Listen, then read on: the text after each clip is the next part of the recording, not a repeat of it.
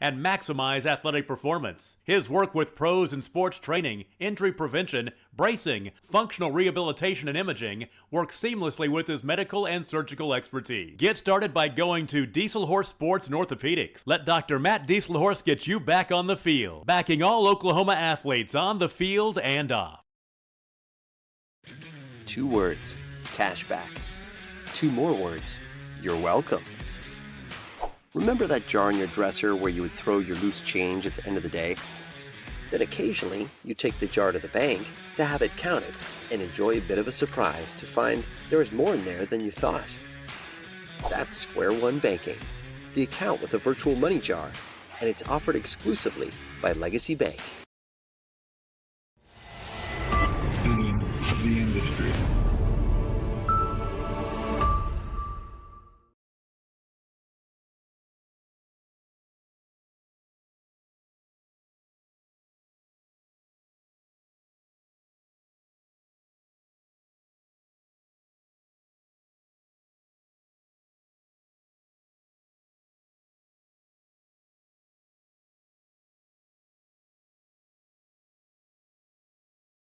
Christianity is about walking by faith, living with hope, and sharing our love. And the greatest of these is love. We love God, our neighbors, and one another, and we would be delighted for you to come share the love of God with us at the Hinton Church of Christ, 307 South Spencer in Hinton, Oklahoma. Join us on Sundays for Bible classes for all ages at 9 a.m., worship at 10 a.m. All right, I want to welcome you guys this evening live here on HintonComets.tv, getting ready to kick the season off here in Merritt, Oklahoma, as the Hinton Comets will be facing off against the Merritt Oilers. We're going to take it down here to Philside here in just a moment to get this game started. Before we do, we're going to go through a little quick pre-game stuff. Of course, I want to give a shout-out here as we've got some new faces, some new names in that coaching staff. So, of course, led under the direction of Grant Potters, our head coach. I believe he's going into his 5th season. Here's head coach John Wofford. Alongside the staff, a familiar name, Jim Gaither. We got 2 new names this year, Coach. I call him J Mac. Coach MacArthur, and dude I talked to the other day, I love him to death, Brian Miller, Coach Miller. 2 really good coaches. I think we've done a great job bolstering our coaching staff. Coach Holman, what do you think of our crew we got? Yeah, I mean, just Coach Potter again. He's going on in 5th season. It's just so good and so important to have that consistency year in and year out, and Coach Potter's committed to this football program and invested in it. Coach Wofford, he's just a wily old veteran, he's just old school. He's so valuable to have on the staff, so knowledgeable. He's going to be leading the defense. And then with, like I said, with the additions of Coach Mack and Coach Miller, really just overall a very good staff, very deep staff, and I think so far it just seems like these guys really work well together as a staff. And, of course, these 2 teams faced off last year. The finale of that was 46-6, but you know what? It's a new year, new faces. They're going to have a new face at QB for Merritt. He's going into a sophomore season, so a young quarterback. And we got a new face of our own, too, is Graydon DeVinny. Of course, played last year, played a couple different positions. He'll be getting the start at quarterback, and he'll be wearing Levi's old number of number 1. So if you see number 1 tonight, that is Graydon DeVinny. Of course, we got a lot of new names and some familiar guys from last season that just happened to change their number, and they wanted to keep that tradition rolling. We had a really great senior group of boys last year on the field, and a lot of gaps, a lot of things to replace.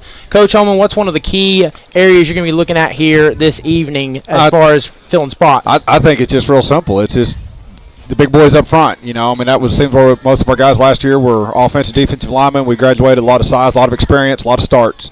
So you obviously, I think it just kind of starts there, and then you got a new quarterback. I'm sure Coach Potter, they're going to keep things simple on Graydon. A lot of quick, short passes. Really make it simple where he don't have to do a lot of go through progressions and reads. Just you're going to get it out, you're going to throw it to this guy, and you're going to throw it really quick. Keep it simple on him. But really, I think it just boils down to up front and what is our offensive and defensive lines? How do they progress with putting several new starters out there? Yeah, and I actually talked to Coach Potter, a couple of days ago, and I said, what do you call the name he is? Is this a wing tee? Is it, what do you call this offense? And he said, really, this is one that it's real versatile. He said it's hard to put a name on it. He said it's traditionally what we might run with that kind of I formation, but we're going to be doing a lot of that out of the pistol look. So he said it's tough to really put one name or one label on it, but they're going to be doing a wide variety of different things, wheel routes, bubble screens. Yeah, and I still anticipate, he's going to do a lot of motion, a lot of different formations. You run a lot of it's the same plays, you just give it different looks. You do a lot of, Coach Potter last few years has had a lot of motion, a lot of movement. You're just trying to move their eyes. If you get that linebacker looking left and then you hand it off and go right. A lot of misdirection. So again, it is kind of not just a standard normal offense that you see like a spread or a I formation or a bunch or whatever. But I feel like we're going to be pretty similar to what we've done. We want to run the football. Get the ball to Jake Wright and Trevor Rodman, try to get Trevor out in space and get the ball to Jake in between the tackles, let him go to work. All right, we're going to take it down here midfield and get the coin toss, and we'll tell you who won and who will be starting the game with the ball from where. Captains for the Hinton Comets, number 5, Jake Wright, number 22, Clifton Craighead and Jake Wright are captains, team captains this year. And, of course, Trevor Rodman, number 21. number 85, Ty Orton. And Ty Orton, number 85. Those are the 4 seniors for the Hinton Comets this year. That's another big change from last year. We went from a relatively large senior class. I believe there was 7, 8, 9 seniors last year, and most of those seniors contributed in some way. Starters or significant backup. So it's a lot of starts that you're replacing. So you anticipate first game, there could be some jitters and some growing pains and some things like that Comets will probably have to get worked out a little bit. But same thing for Merritt. It's their first game, so there's going to be some jitters and mistakes on their end. So Comets won the toss. They deferred to the second half. It'll be Merritt football. So we get a first look at that defense this year here on the first drive. Yeah, but, and again, I think that's just exactly what you want. You want to put your defense out there. That's probably the best choice. Merritt does have a talented sophomore quarterback. Watching during pregame warm-ups, he's got a good arm, and Merritt's probably going to try to air it out, throw it deep. I remember last year they did a lot of that, but again, the Comets were so disruptive on the defensive line last year that they kind of shut them down pretty easily and pretty quickly last year. So. Yep. And, of course, saw him run on the field just a second ago. Another guy to watch for the Oilers is number 2. Goes by the last name of Compton. And tell you what, that kid's fast. He's electric. He's a good playmaker. Of course, like you said, we dominated in the trenches last season. And, one of the things is didn't give your playmakers a whole lot of time to get downfield and do things. And you can schematically try to get him in there, but didn't make as much for presence, but did pop on tape a time or two. And, he's a year older, and Coach Potter says that that's one of the players that we're going to have to keep an eye on here. That's their playmaker for this young Oilers team. All right, as we got the Spirit line and out, welcome to your Comets. And again, oh man, this reminds me of our home games. Little Inner Sandman. Yeah, I think that's seems like it's almost a standard pregame video, a pregame entrance song to most schools. Little Inner Sandman. A little more effective at Virginia Tech with 90,000 people screaming. I just want to know where they got that train horn from. Hopefully we do not hear that. Oh man, very often tonight. Maybe one time it was.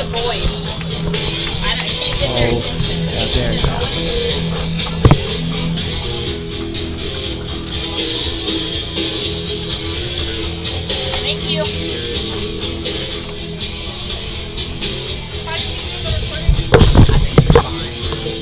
I think we got it. Because I'm saying here, so we'll work it. If not, we'll just get you. Okay, are you on the other side? Yeah. Okay, that's fine. Yeah, go ahead. You're fine. Okay. I think we're all right. So. Yeah, we good with just working the game, right? Yeah. I told her to move this around. Yeah, it's so small. All right. So kicking off for the Comets, number 11, Deuce Tripp. We got a pair back to receive, number 7 and number 12. Again, we got a Comets roster, don't have a Merritt Oiler roster. Try to get a hold of one of those things. It's a difficult task at the beginning of the year when everybody's busy, and they got probably a little bit more important things to do. So yeah, number 11, Deuce Tripp, freshman. I tell you what, this kid is. You see him up at the field quite often, working on this craft of kicking and field goal kicking. You're interested to see how he handles the kicking duties this year. And our season is underway. His ball is up, and it'll sail out the back of the end zone. And that's a pretty good start right there. First kick ever in a high school game. He puts it for a touchback. That's a weapon. Yeah. If you can have a kicker that can reliably put that ball in the end zone, because in high school football, if it goes in the end zone, it's an automatic touchback. Yeah, probably good kick there. A little 8 of a wind too. Yeah, kind of feel that wind coming in through this side. Little breezy tonight. A little warm. Temperature's probably still a little bit over 100 degrees here at kickoff, but. Yeah, got to give a shout out to the fans on the opposing side. Our Comet fans, they're right in the sunlight. Right in the sun. All right, just like that, we'll look at the first series here on defense. Looks like 4 down linemen, 3 backers.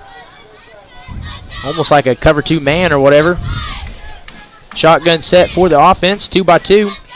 Snap, and he'll look left, kind of stares it down, flux it up, some space there. As number 12 comes back to the ball, he'll be brought down to the 45-yard line. Again, right there, you just see, that quarterback, number 10 for Merritt, just a good thrower. They just basically seam route right there, just got in between the safeties, and Comet's got to just close down the middle of that field, stay deeper than the deepest man from the safety position. Running up tempo here, wasting no time. Pitch play here to the left side as he'll cut the corner and turn. We'll try to knock him out of bounds, but another good gain there for the Oilers. That's enough to move the sticks. So another new set of 2 plays, 2 set of downs, not the start you want to have defensively. Oh, we got a penalty on the play. It's going to be a call of holding. I didn't see the flag thrown. Didn't either. That's the thing about it, Nate, when you get into these games, I'm sure Merritt for all week has been, most of these plays, you start a game offensively, your plays are scripted. You probably have 10 plays that they've ran in practice, and they know exactly what they're doing, and it gives them a lot of confidence, and so sometimes early in the game it's not uncommon to see an offense come out and have some success early, just simply because they've been practicing about 8 or 9 plays that they're going to run no matter what to start the game. Absolutely there. And that's, I tell you, that's for the defense, that's one of the best calls you can see there, is that's going to put them back 10, so 1st and 20. And just kind of rolling with their 7 set here. Is the snap, looks left, has to get that ball out quick, a little screen play. Can he make a man miss? Cuts back, nice move there as he'll cut across field. Stiff arms, to be brought down by a pair of Comets. I think we got away with one right there. Looked like we got a little face mask, but the refs didn't call it. So, not bad. I mean, gained 8 yards there, but it's still 2nd down and about 12, 13 yards to go. Yep. For the Comets. And old Jake Wright and Trevor Rodman there to split the tackles. That's 2 names you're going to be hearing a lot, and you need to hear a lot if this defense is going to be good this year. Rolling that 2x2, looking to the sideline here. Get the check is maybe a little audible here.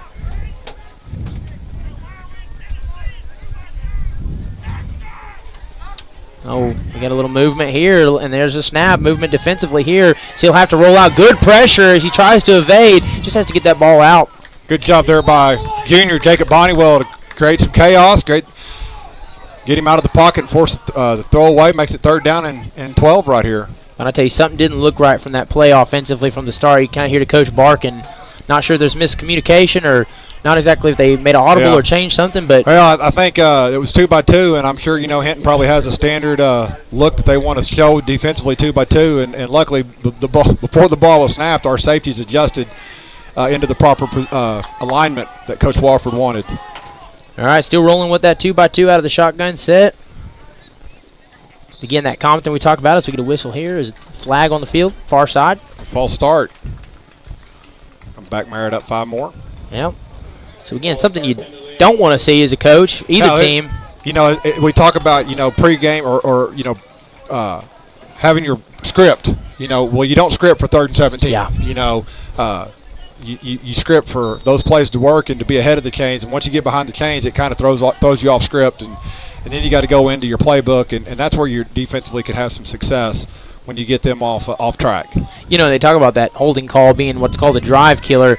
That's how that 1st and 20 just puts you in a hole initially, and now it's been tough to claw out of that. Like you said, it knocked them off their plan, their routine, and now they got to work here as 2-back set, shotgun. He'll roll out left, looking downfield, has to get the ball out and does, and diving in there. Nice catch there by number 3, and it'll be 4th down and 10.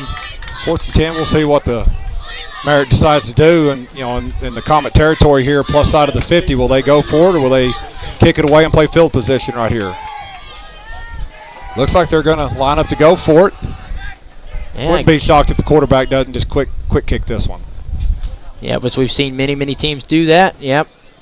Or maybe trying to get the Comets to jump. Again, kicking against the wind in this situation if he does.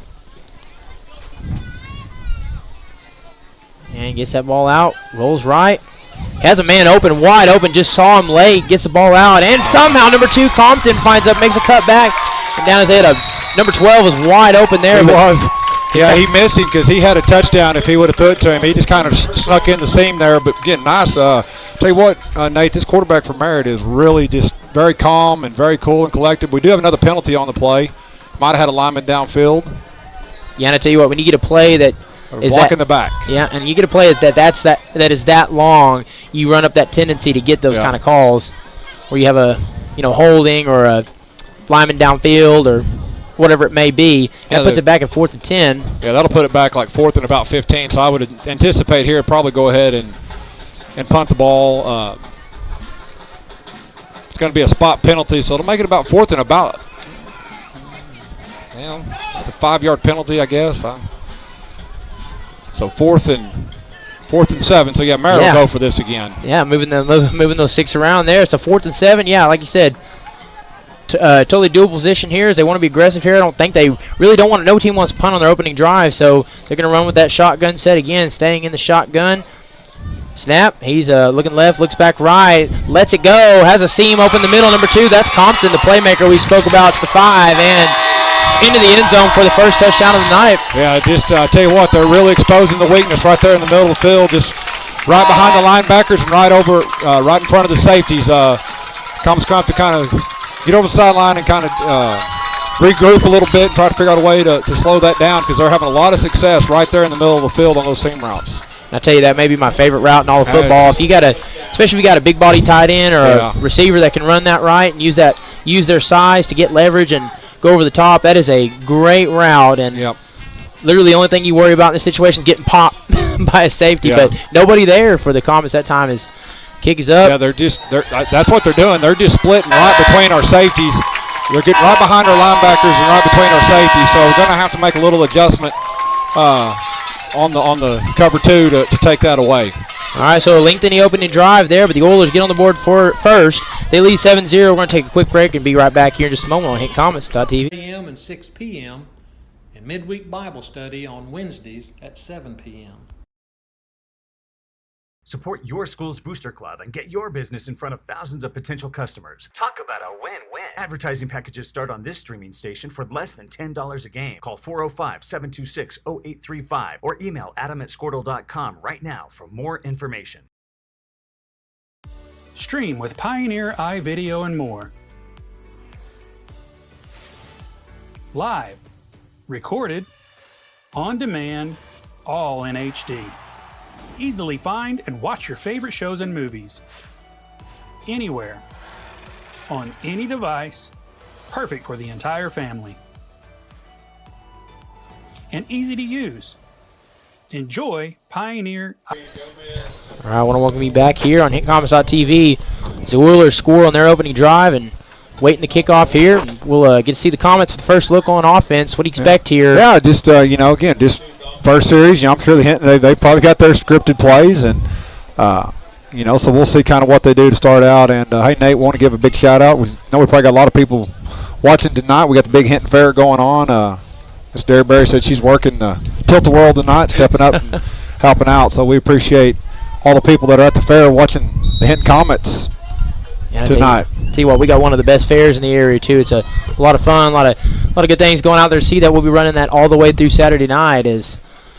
Here we go, putting it up there. And that's going to drop at about the 8-yard line. Takes an awkward bounce there. It's going to be fielding, cutting back here is Damian Gomez. Tries to get some open space. Spin move there and brought down by a pair of Oilers at the 20-yard line.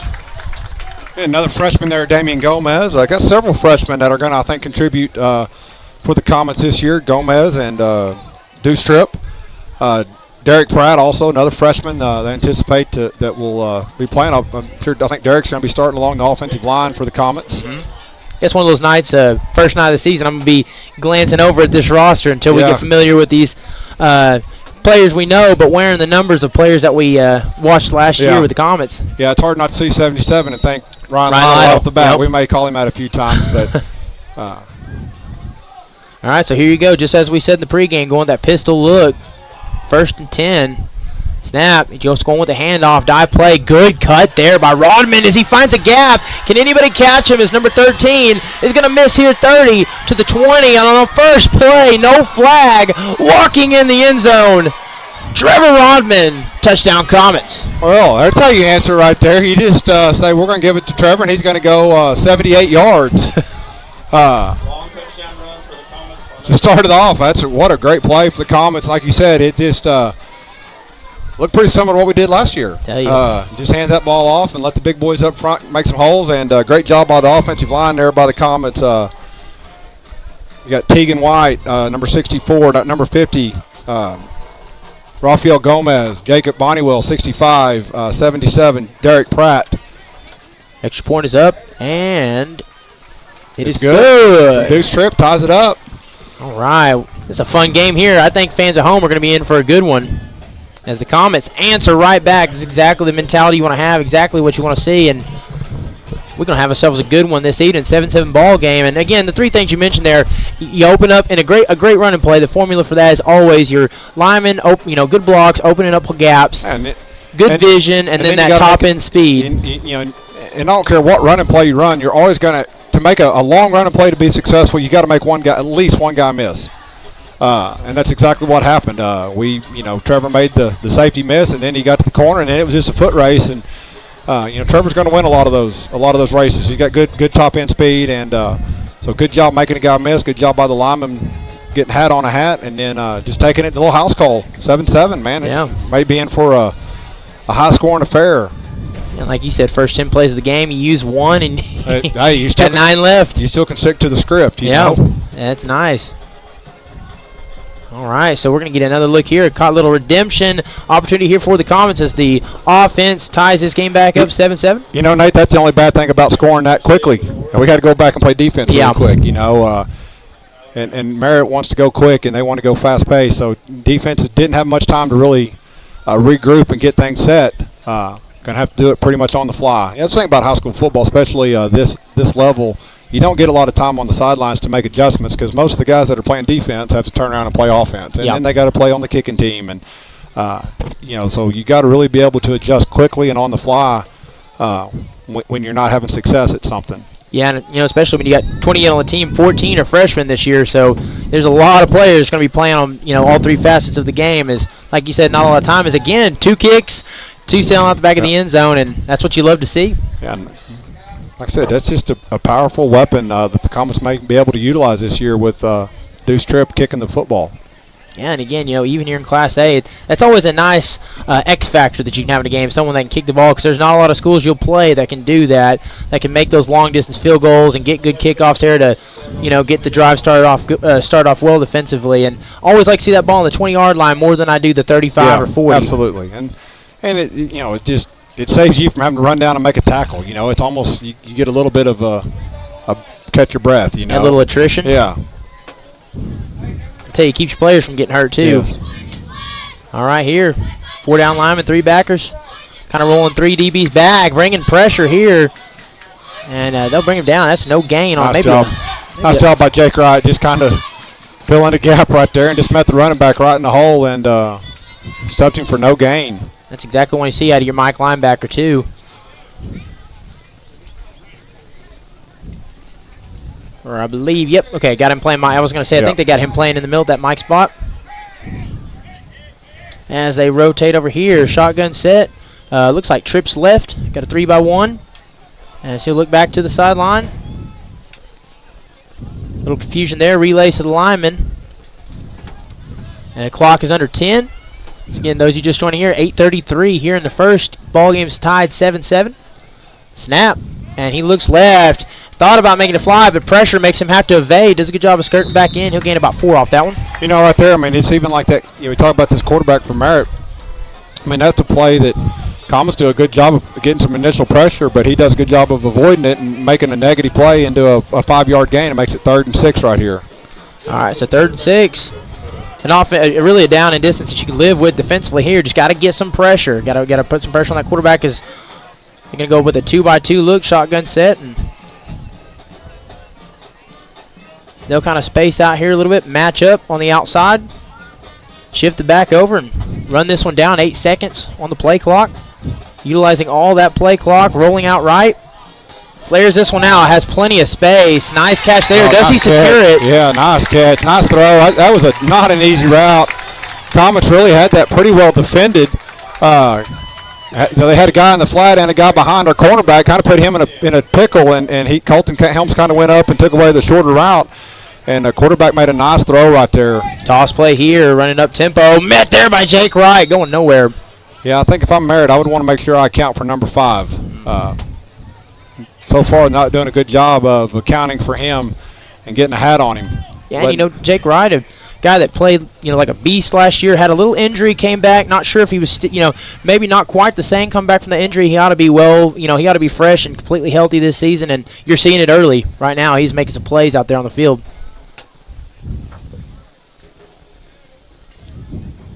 That's a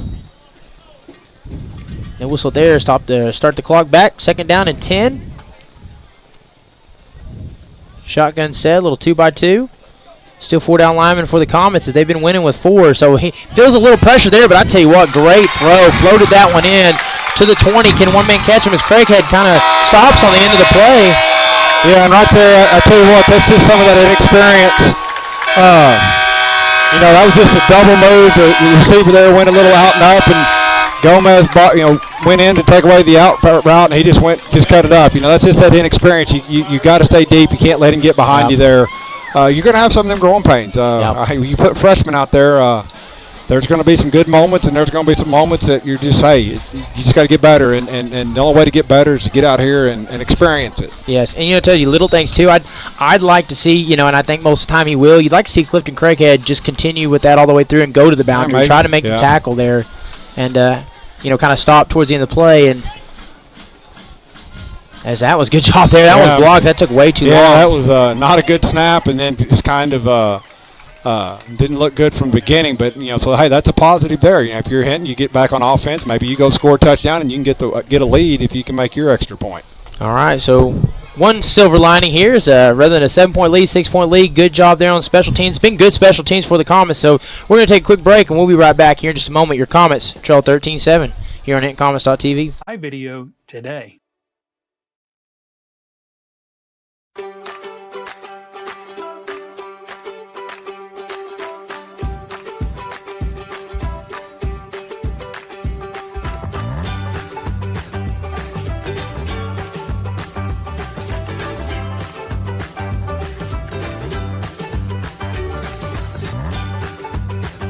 Stream with Oklahoma's #1 high school streaming service, Squirtle.tv. Find out more at Squirtle.com/stream. At Maples Nixon Diesel Horse, we've helped a lot of people, and our goal was to treat each and every person like a friend. And as a friend, we've got your back, always. We understand what you're going through. Being lawyers is what we do, but it's not all that we are. We care. We'll stand beside you throughout the entire legal process, not just as lawyers, but as your friends. We are Maples Nixon Diesel Horse, and we are here to help.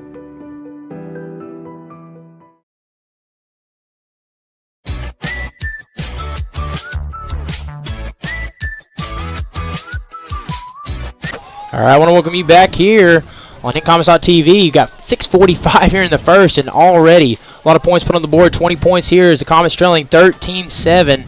They're going to get to see the ball for the second time. As again, you tell them about what happened there on the first drive. That was a lot of fun watching that from up here in the booth. That first drive offensively for the Comets. One play, one score. Brought to you by Trevor Rodman. Yeah, that's a pretty high percentage plays to touchdown ratio right there. I believe that's 100%. I think so. Just saying, I am a math teacher. I'll defer to the math teacher on that one. All right, here we go. That ball's up, and looks like it's going to be fielded on the 5-yard line there, and he's going to run this one out. Has to, of course, fielding on the 5-yard line as he kind of stutter steps a little bit. Doesn't power the hole quite as hard, but you know what? Got to 35-yard line. Pretty good return there. Yeah, not bad, not bad. Good field position here for the Comets, about the 35.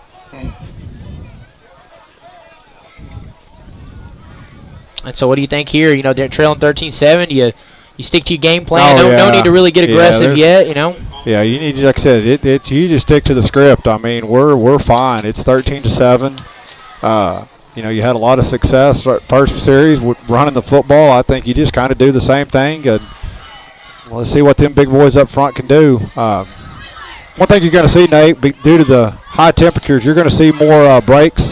You know, right now the officials are giving a water break to both teams. You know, that's just some of the ways that you take extra precautions, you know, and yeah, and you hear a lot of, you know, I was hearing kind of the word around. A lot of coaches I know from different schools, they've kind of pushed their starting back time to about 8 o'clock. 7:30, 8 o'clock. And, you know, it's just preventative measures. Just trying to be safe and you know, give these kids plenty of water. And it certainly is hot. And but, you know, it's also August in Oklahoma. And, this is kind of how it is. And we always get these little patterns where we get some extreme heat, and we're just getting it right now. So hopefully it won't last too long. Like you said, par for the course in August in Oklahoma. All right, here we go. First down and 10. Second offensive series for the Comets. Shotgun set, one receiver out on each end. It's another handoff, and why not? Cut to the right side and back in as makes one man miss, make it two. First down and more. Brought down to the 45-yard line. Yeah, nice job there. You know, again, you notice there, Trevor's past the line of scrimmage, and there's no contact. He's not getting touched till he's about 4 or 5 yards downfield, and then he's making a guy or two miss.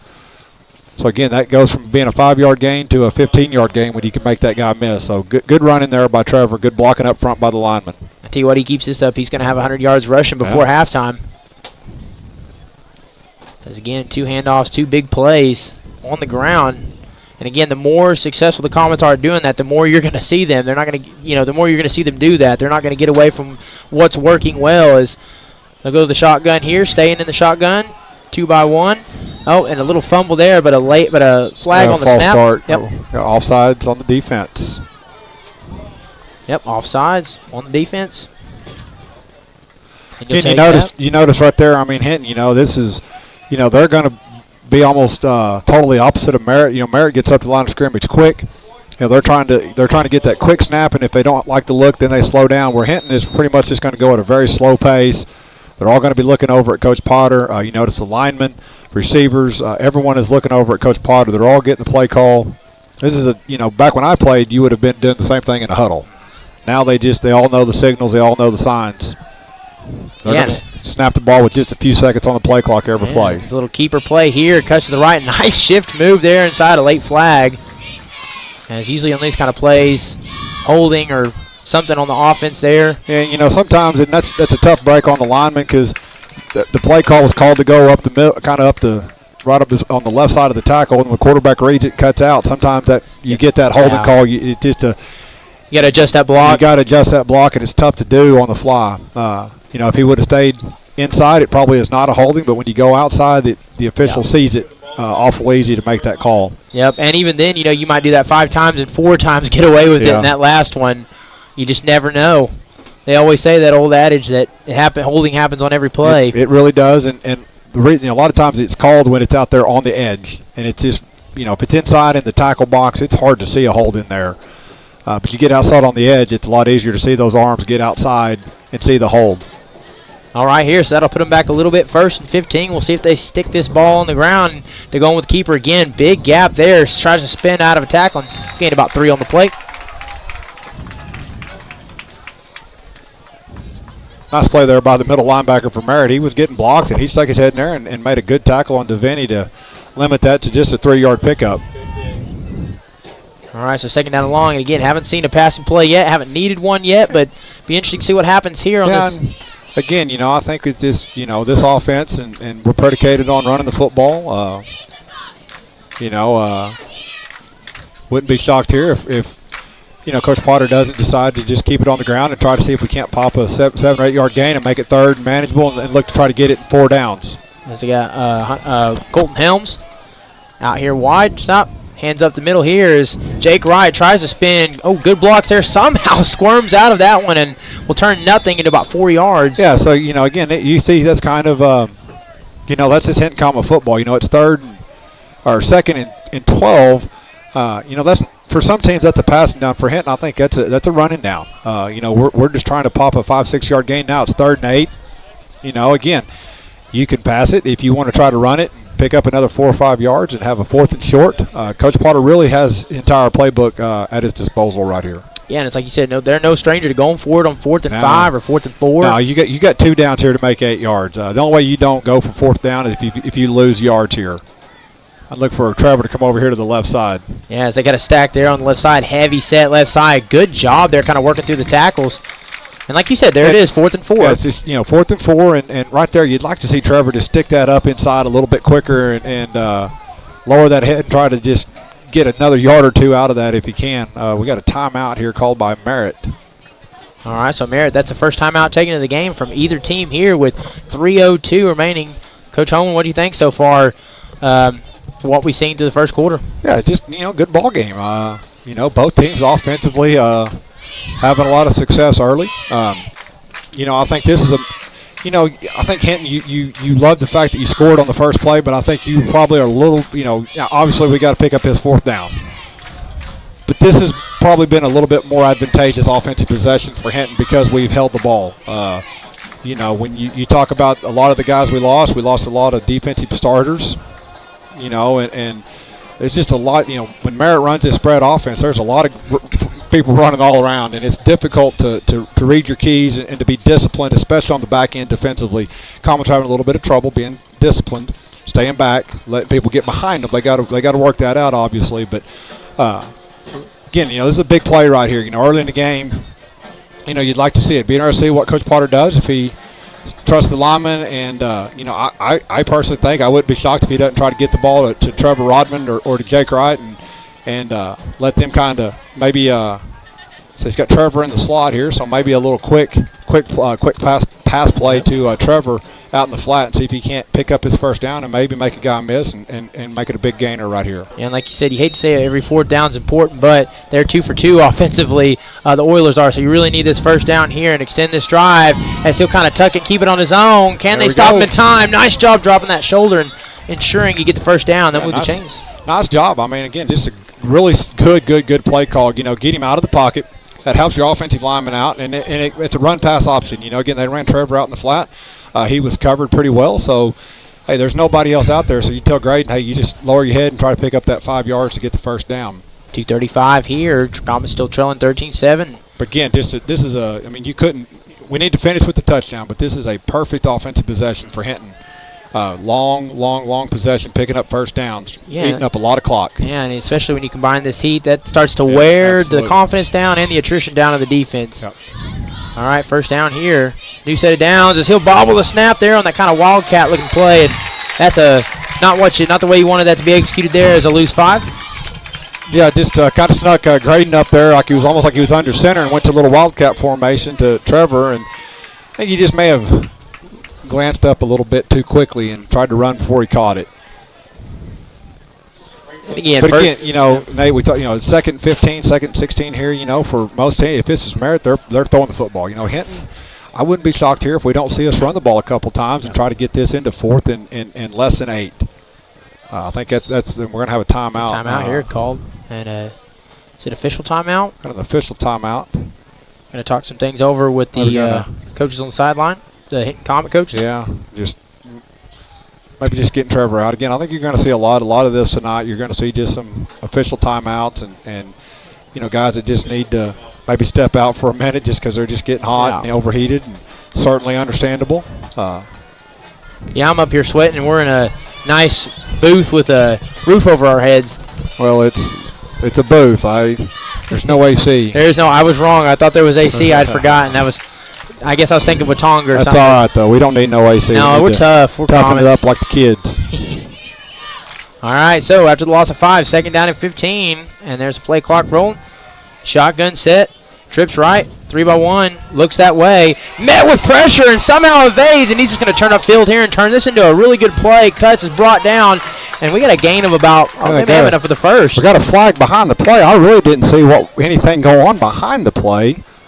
I tell you what, that would have been enough for 1st if it's. Let's see what the call is. That blocking the back. Man, I sure didn't see that one. And that's a costly penalty. And it's kind of one of those penalties that sometimes, Nate, you see not called. because it was behind the play.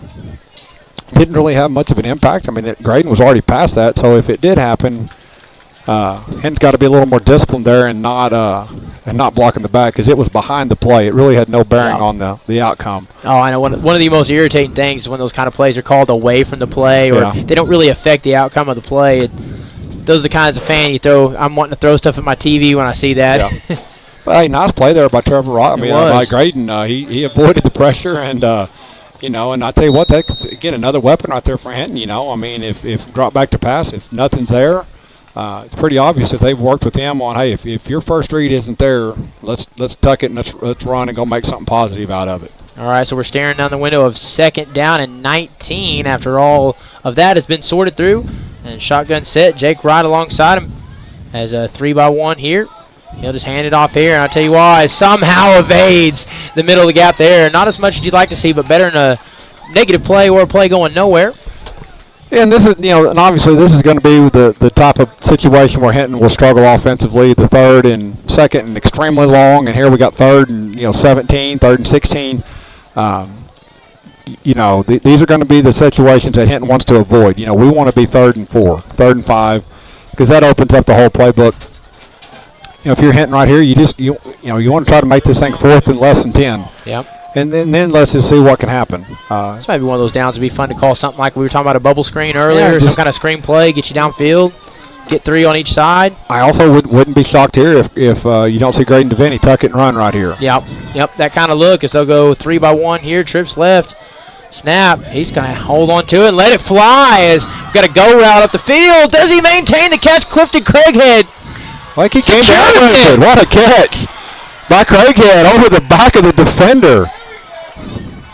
And they, again, Clifton is a skilled kid. And they say, he is so flashy at times, and you saw the flash right there. Yeah, what a great catch and great throw. Just throw it up there. And, again, that's how you simplify the process on a young quarterback is you just put one receiver out there and just say go. And you just throw it and go make a play. And right there, Craighead made a play. It's going to be 1st and goal for the Comets when we come back to start the 2nd quarter. Yeah, all right. We'll take a quick break. Be right back. Here just a moment on HintComets.tv.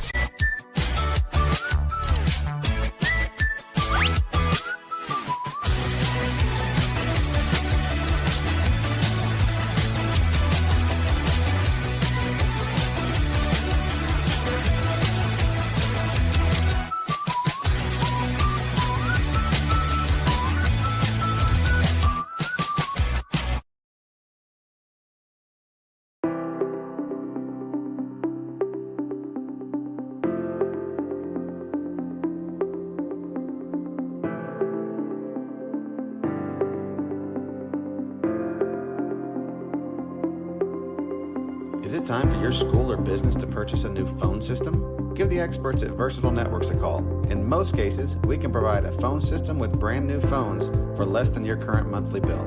Call us for a free quote today.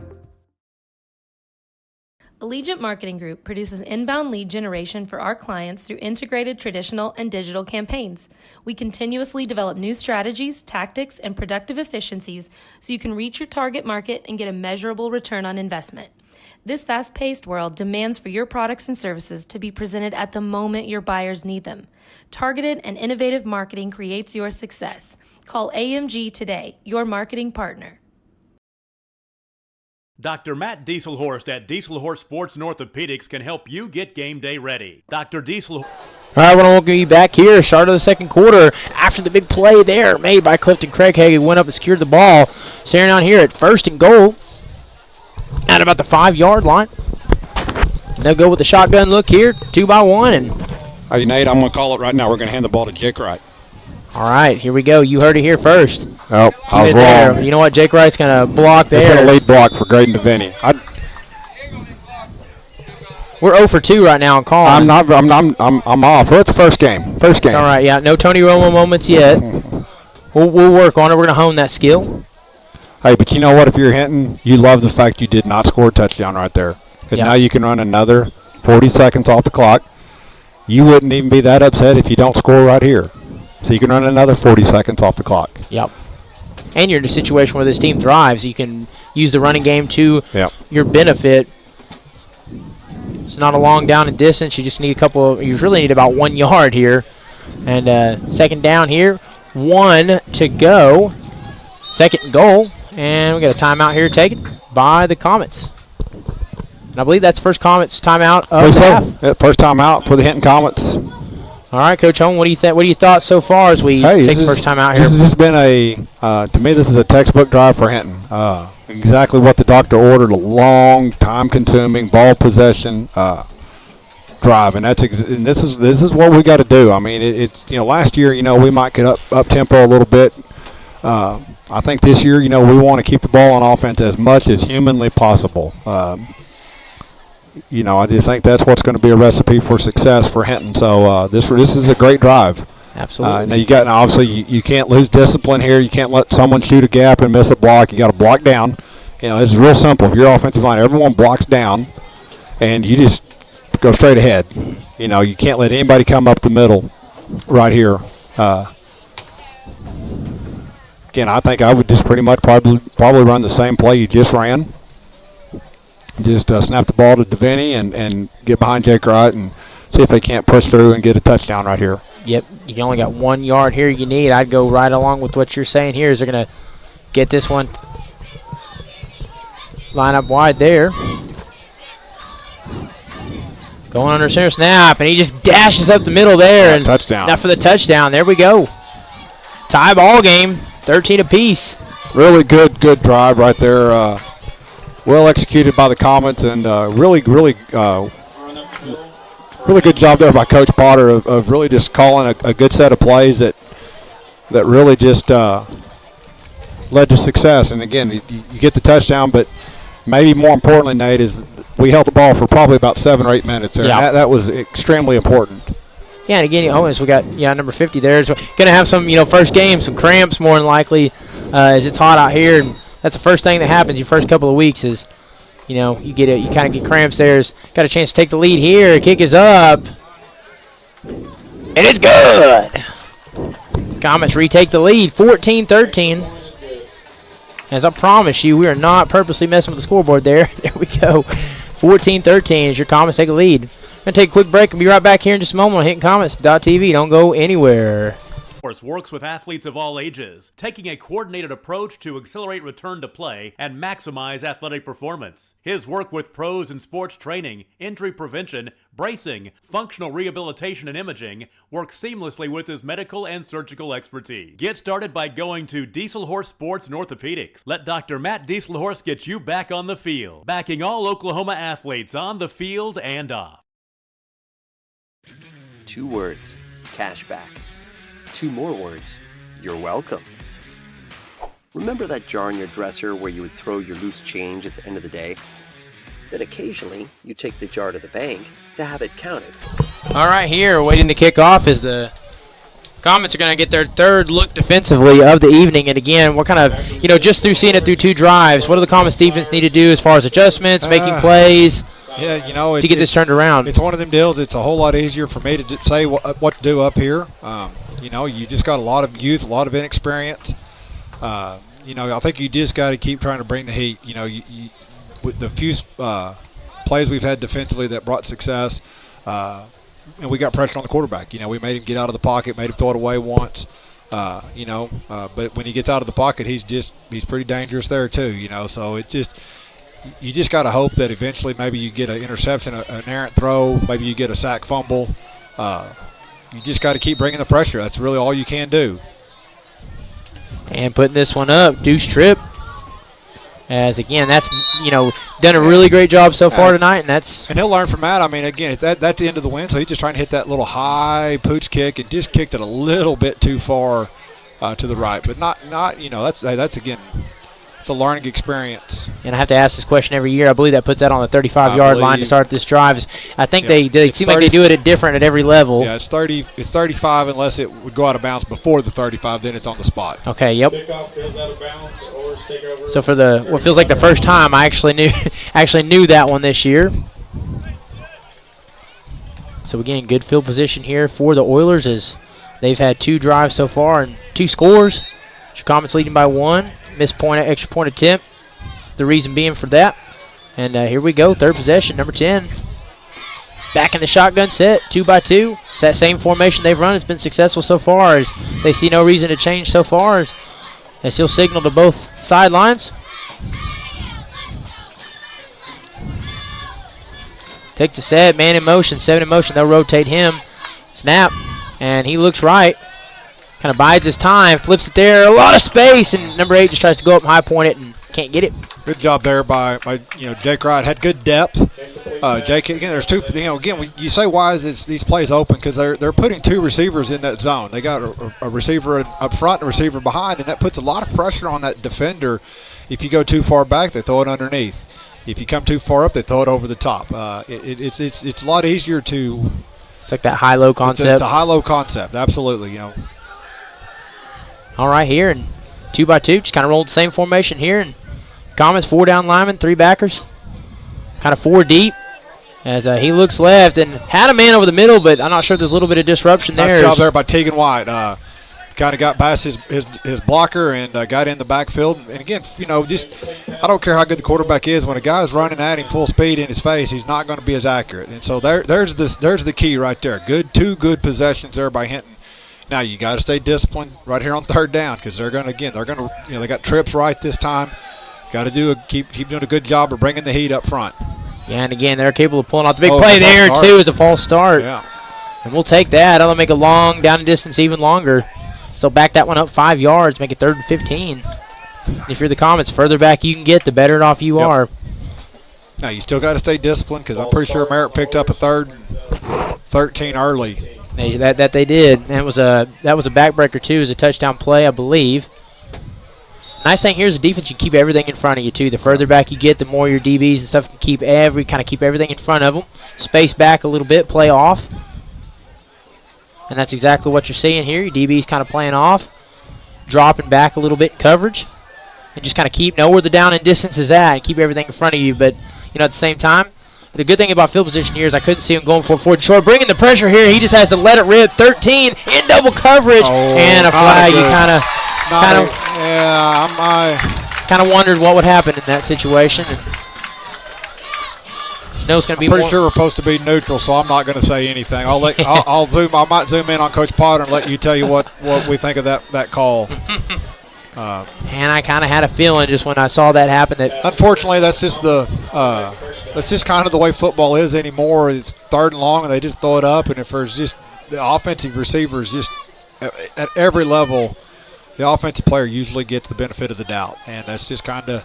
I don't believe that's an automatic first down in high school football, though. I believe it's a 15-yard penalty, but it's not necessarily an automatic first down unless you get the yardage is good enough for a first down. That is correct. Now, we were about 3rd down and 16, 3rd down and a little bit past that. So it's going to be just past, so it's going to be a first down. Yeah.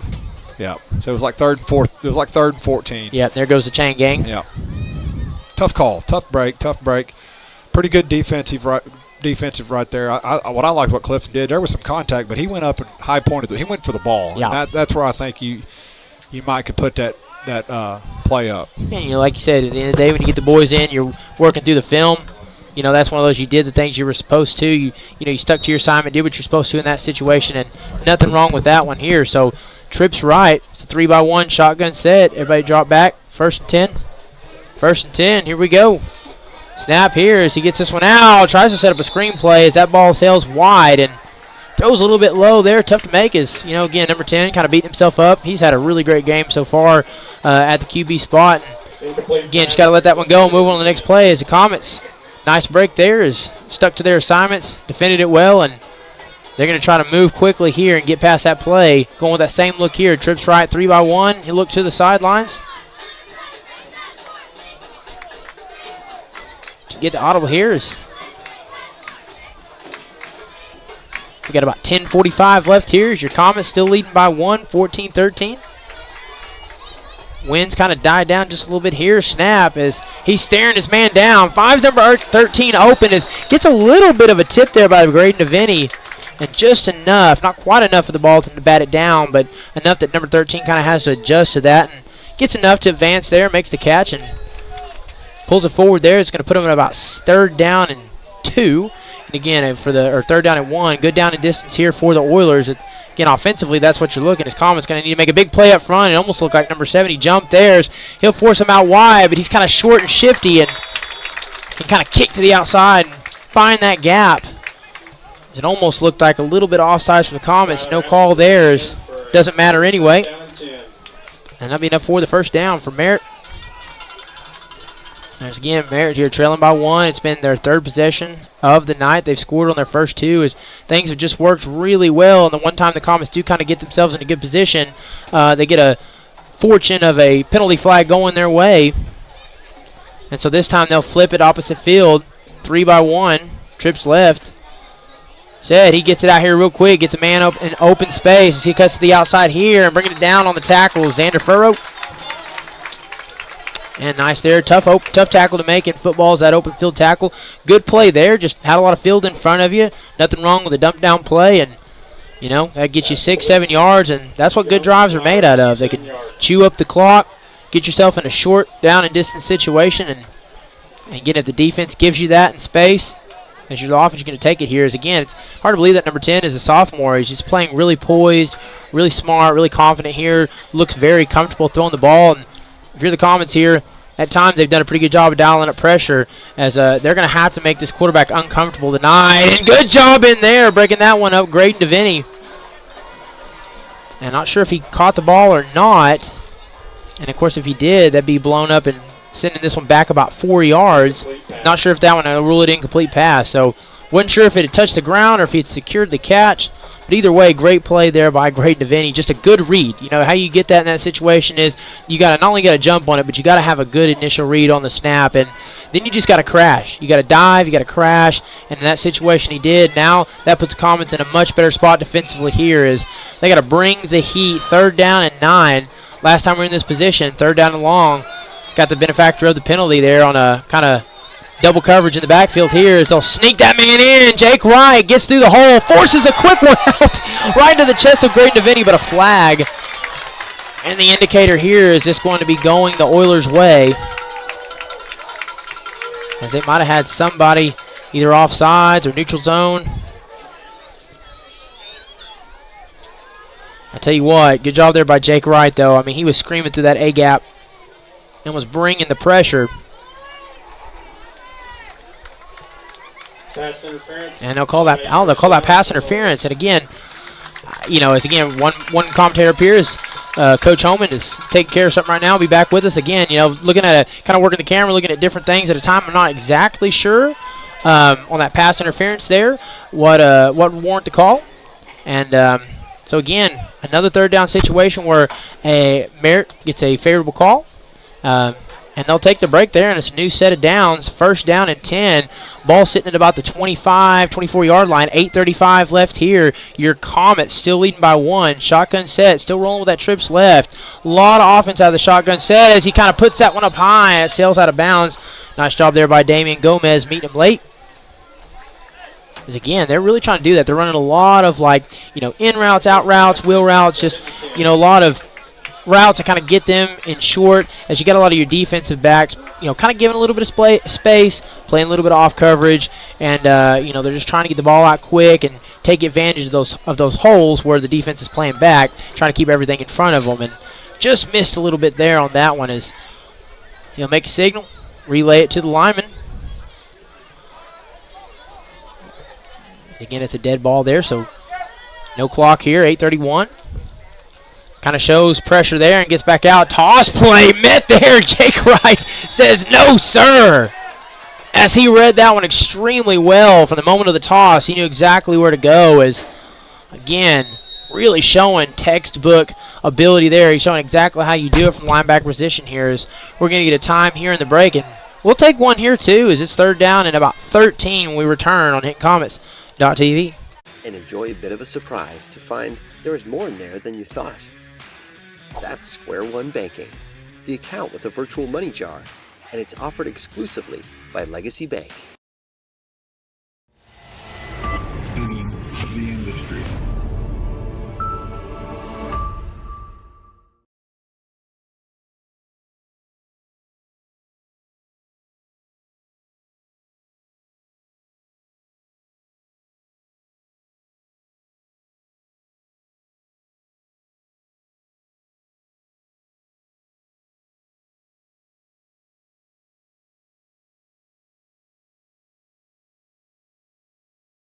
Christianity is about walking by faith, living with hope.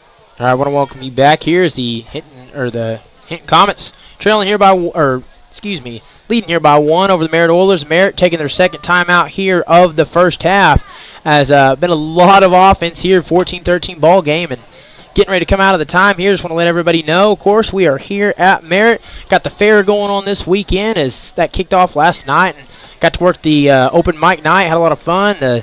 Got the awesome slide, one of the coolest slides, and I think the world of the Hinton Fair. It's a lot of fun. If you get a chance, going out there, and support the town. It's really something special that they put on.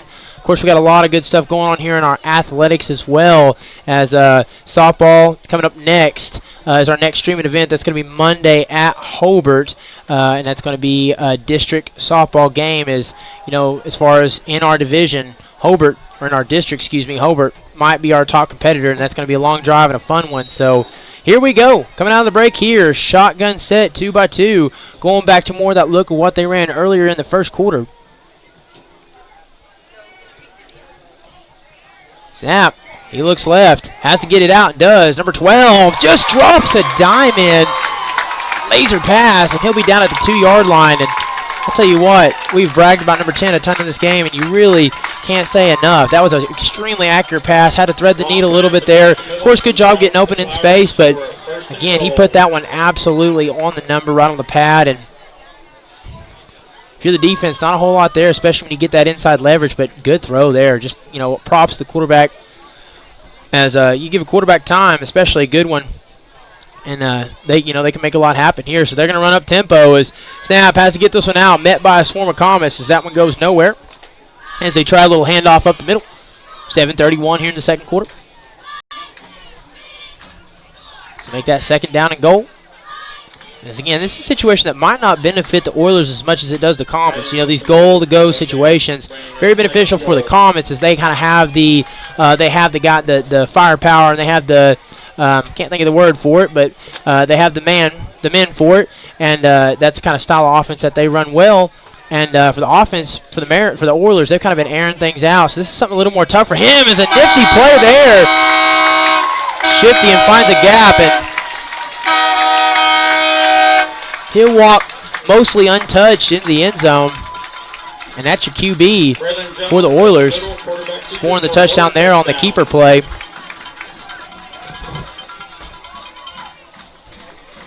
And little back and forth continues that way as the Oilers will regain the lead here. And it's going to be interesting to see. Last time they scored, they went for the extra point. It was no good as the Comets were all over that one. So did they go for 2 in this situation and try to make it a 7-point lead? Or do you kick the extra point here? As again, the wind was kind of a factor early in the first quarter, but here in the second, it's really died down. From a fan perspective, didn't mind that breeze as hot as it is, but the wind has died down here, so it looks like from what we're seeing down here on the field, they're going to go for 2 in this situation, and can't really blame them here as they're going to try to make it a 7-point game. And they got a shotgun set, 2x1. So he rolls that direction, strong side, good pass, just sails out a little too far. Number 8 doesn't have a chance to make a play on it there, so good job there. Colton Helms, number 8, swarming in late. And that's a difficult throw to make. And he's been put in situations where he has to make tough throws. He's made a lot of them tonight. Just sails that one out wide a little too far. So, again, just while we take a little break here, and going to stay live right here on HintonComets.tv. Kind of want to tell you guys what's coming up here as far as our streaming. Got football started up tonight. Of course, our season opener here on the road at Merritt. Next week, we'll have our season opener, our home opener, and that's going to be against Merritt, and that'll start at 7 o'clock. Again, all of our football games will be streamed right here on HintonComets.tv. So if you're asking, hey, how do we get to that website, or how do we get to the stream, the answer is HintonComets.tv. And if you ask me, hey, how do we watch that? I missed the game last night. Is there a way I can go back and watch it? Absolutely. You go to HintonComets.tv, go to the archives, and all of our games streamed this season across the different sports that we play are going to be in the archives, so you can go back and watch any game from this season. You got a daughter, a granddaughter, a grandson that's been making a great play, and you want to go back and record that or kind of remember that one, you can go back to the archives and look through all of that. So, again, all of our football games going to be streamed this season, and we'll have Marietta home opener next Friday, and then following that, we got Hennessy at home. So, starting the season on the road, kind of nice during the weekend of the fair, and then once we get that behind us, we get to be at home for a couple of weeks, which is nice. It's nice for the players and good for the broadcast team as well. So here we go, your Comets. Trailing 19-14. Kicking for the Oilers. Which again, Dawson Mitchell, back deep to receive. only 5 points. But this just kind of has the makings of one of those nights. And personnel was the word came to me, personnel. I don't know why I couldn't think of personnel earlier. Hinton has the personnel in that situation. But, yeah, this is just one of those kind of nights that it's going to be a lot of back and forth. Who scores last may be the name of the game this evening. And that's a fun way to get the season kicked off. I'm sure the coaches will be pulling their hair out. But as a fan, that's a lot of fun, this kind of back and forth event. As Comets just got to bear down and keep after it here as we prepare for the kickoff. And of course, that's number 10, Damian Gomez, back to receive the kick. And here we go. Number 22 kicks it up. It's got pretty good distance on it. Gomez will field it at the 10-yard line. Powering forward here, gets a good block. Will cut back inside. Bounces back to the outside as he's continuing to go. Not brought back down yet. He's going to carry the Oilers with him. And he'll be brought down at the 48-yard line, and that's a great return right there. I mean, you're almost at midfield on that one alone. Might as well call it midfield. And that's exactly how you want to start the drive. It's exactly how you want to get things going. Really a great play there. Again, one of the first keys you get things started on special teams is your goal is it's all about field position. You want to, of course, you got the kicking team in different facets of the way of scoring points, but it's all about field position. You want to be pinning teams deep. You want to be getting good starting position on each drive, and running that one out to the 50-yard line is exactly how you do that. It makes for a shorter field, makes it a little bit easier for you, and kind of keeps the Comets in their zone. And what they do best is they're going to come out here feeling a lot more confident, and if they want to go for it on the 4th down, since they're in opposing territory, they can do that. And everything just works a little bit better for you when you get on the opposite end of the 50-yard line. And this, again, just kind of something Coach Holman brought up earlier here. The heat, always a factor here, is, they'll be taking a little bit of extended breaks, allowing everybody to, again, attrition a factor here. We've talked about that multiple times. Want to stay hydrated, give them a multiple chances here to get a water break, stay hydrated. Don't want any illnesses, don't want any injuries. First week or two you always see a lot of cramps. That's where you always kind of see those injuries where even though you've been at camp, you've been in practice, it's tough to simulate what happens in an actual game. And so you're going to see these kind of things, and it's nice with this 100-degree heat to be giving them a little bit of an extra break here to try to avoid those kind of situations if possible. So here we go, 1st down and 10. That's your Comets. Shotgun set. 3-by-1. Nifty here. Might see a little pass out wide as he's kind of lined up behind Craighead there. And no, they're actually going to roll here. Nice play. As he's going to take advantage of it there and get several yards. As thought for a second maybe he's going to cut back Xander's way. Is not sure if Furrow misses block there, but doesn't matter as he kind of swings out wide. And he's going to gain close enough for 1st down. They're going to signal a 1st down there. So one play. And moving the chain gang, it's always a great play to drop a 1st down when you can get 10 yards out of it. And it's, again, more than likely, I don't have the stats up here. We'll get them at halftime, but more than likely, definitely combined at least 100 yards rushing, as the Comets have been very successful on the ground. And that allows them to do what they do best. Allows them to chew up clock, keep the ball in their hands, and have some success offensively. So new set of downs here, 1st down. Snap, QB keeper, bounces to the right side, cuts back inside, and bounces down at the 28-yard line.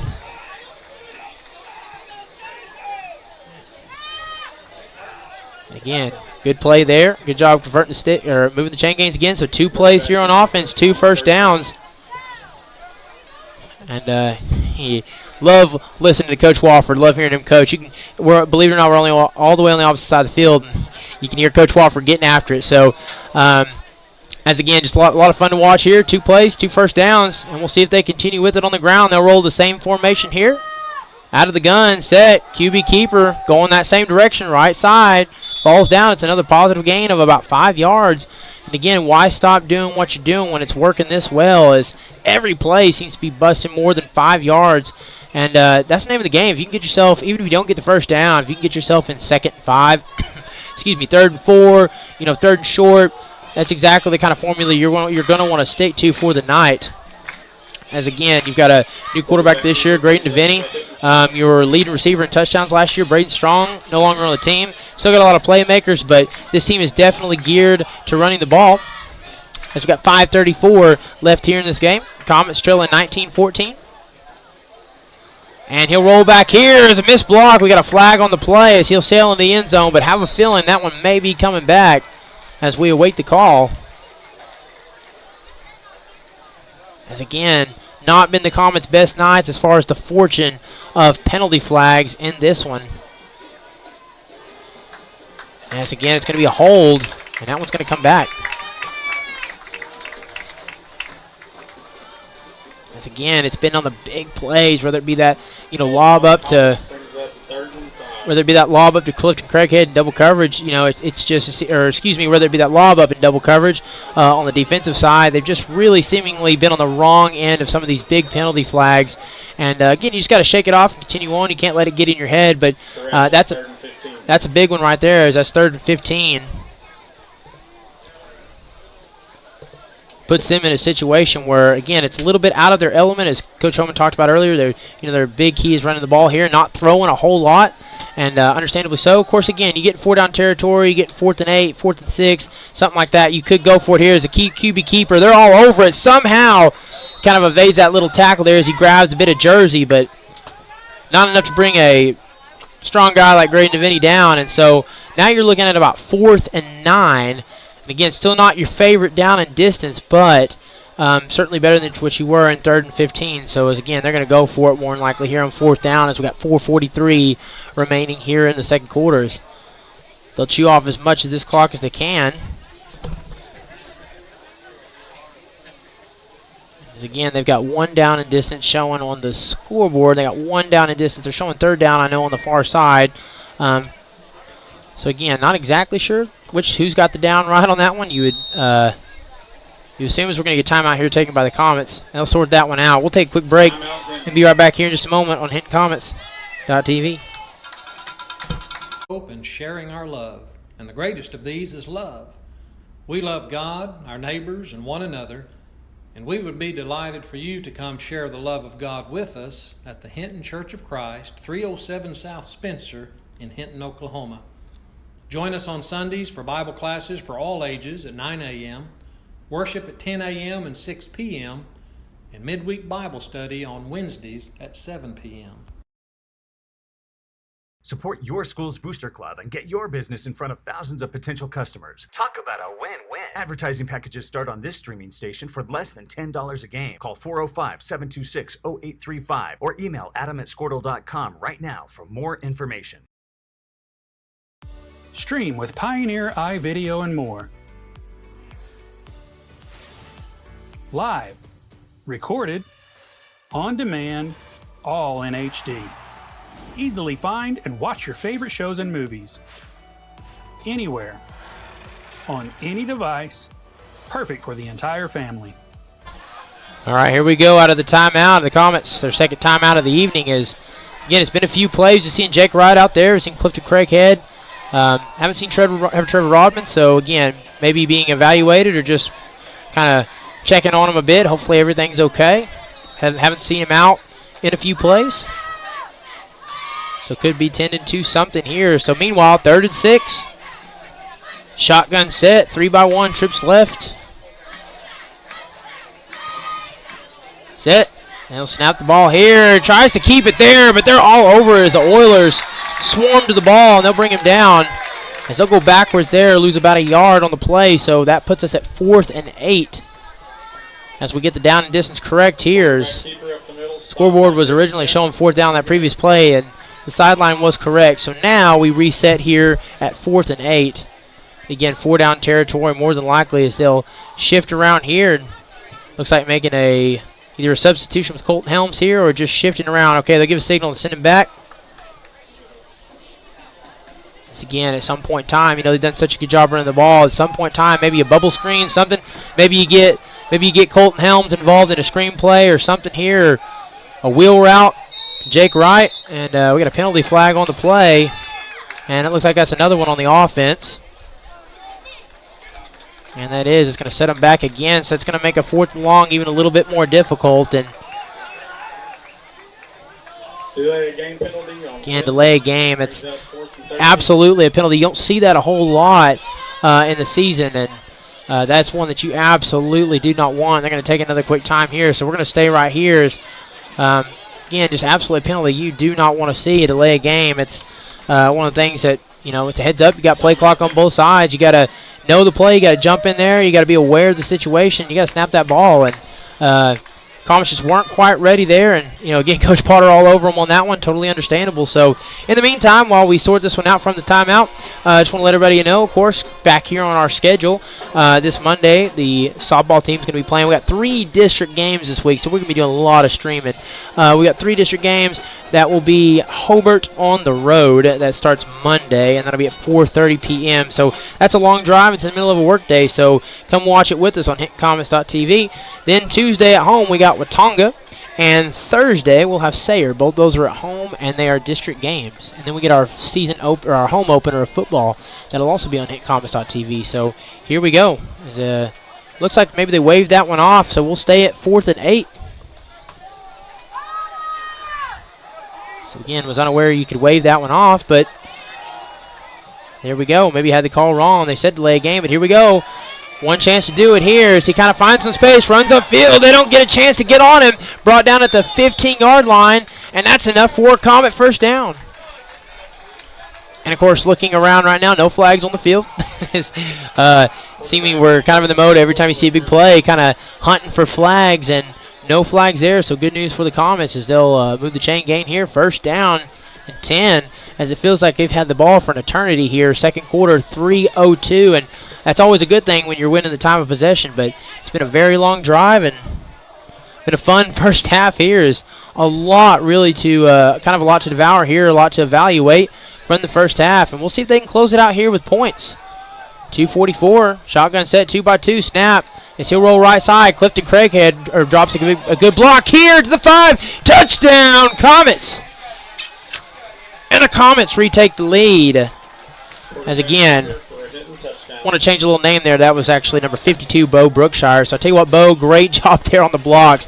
Good job using athleticism, getting upfield and working to lay blocks. And then nice job there at the end, bouncing that ball to the outside. Great play, great finish.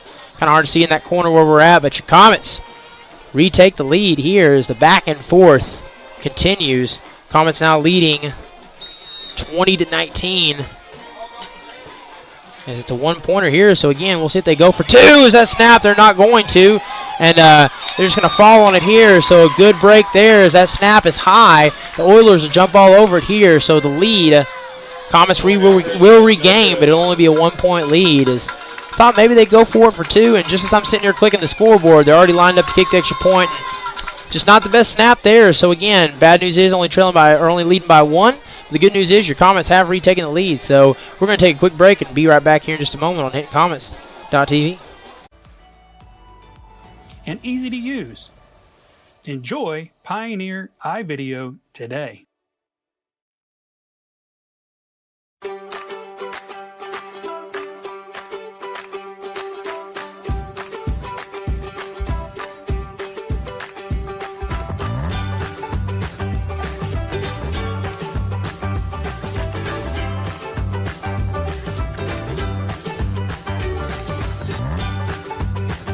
Stream with Oklahoma's #1 high school streaming service, Squirtle.tv.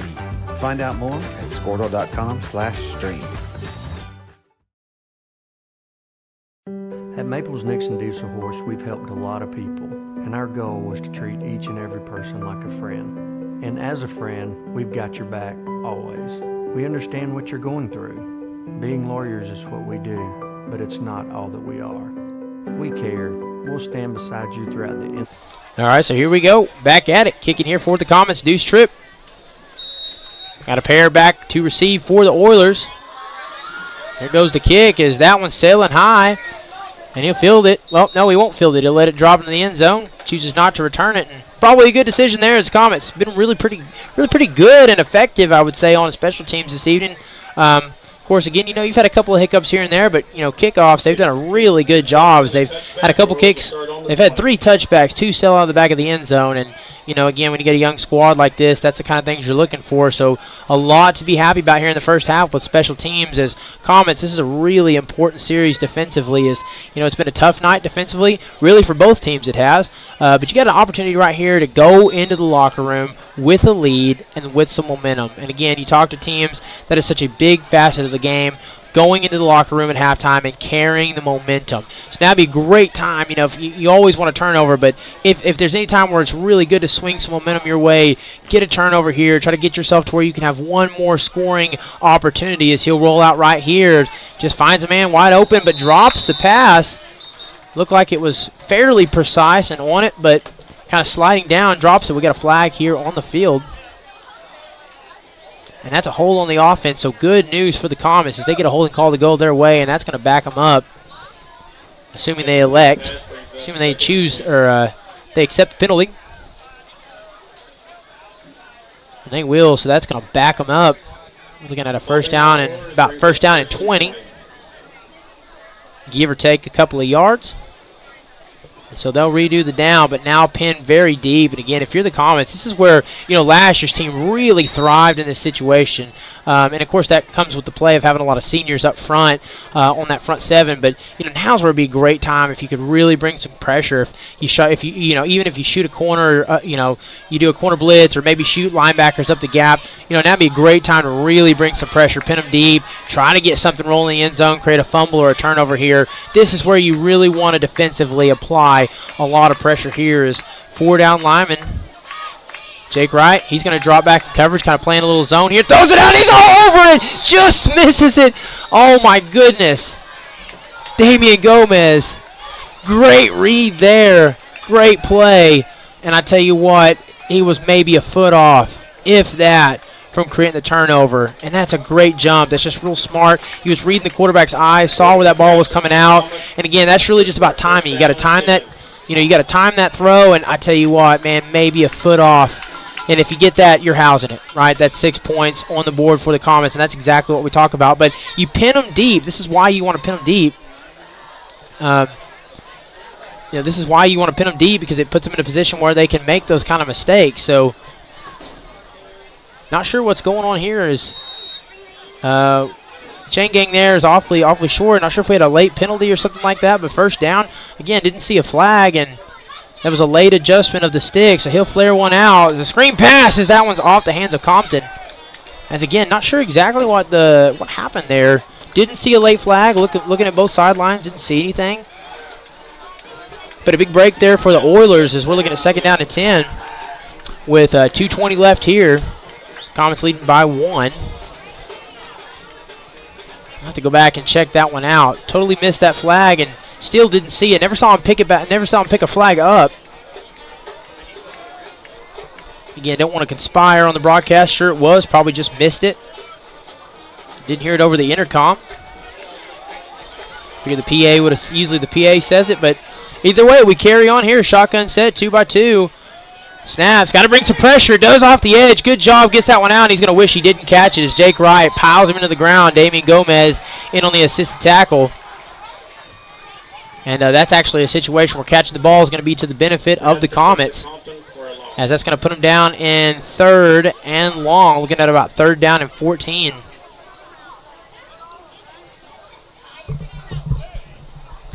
As again, it's exactly where we're going to be defensively. 2nd down and long, 3rd down and long, puts you in a situation where you can pin your ears back, bring pressures.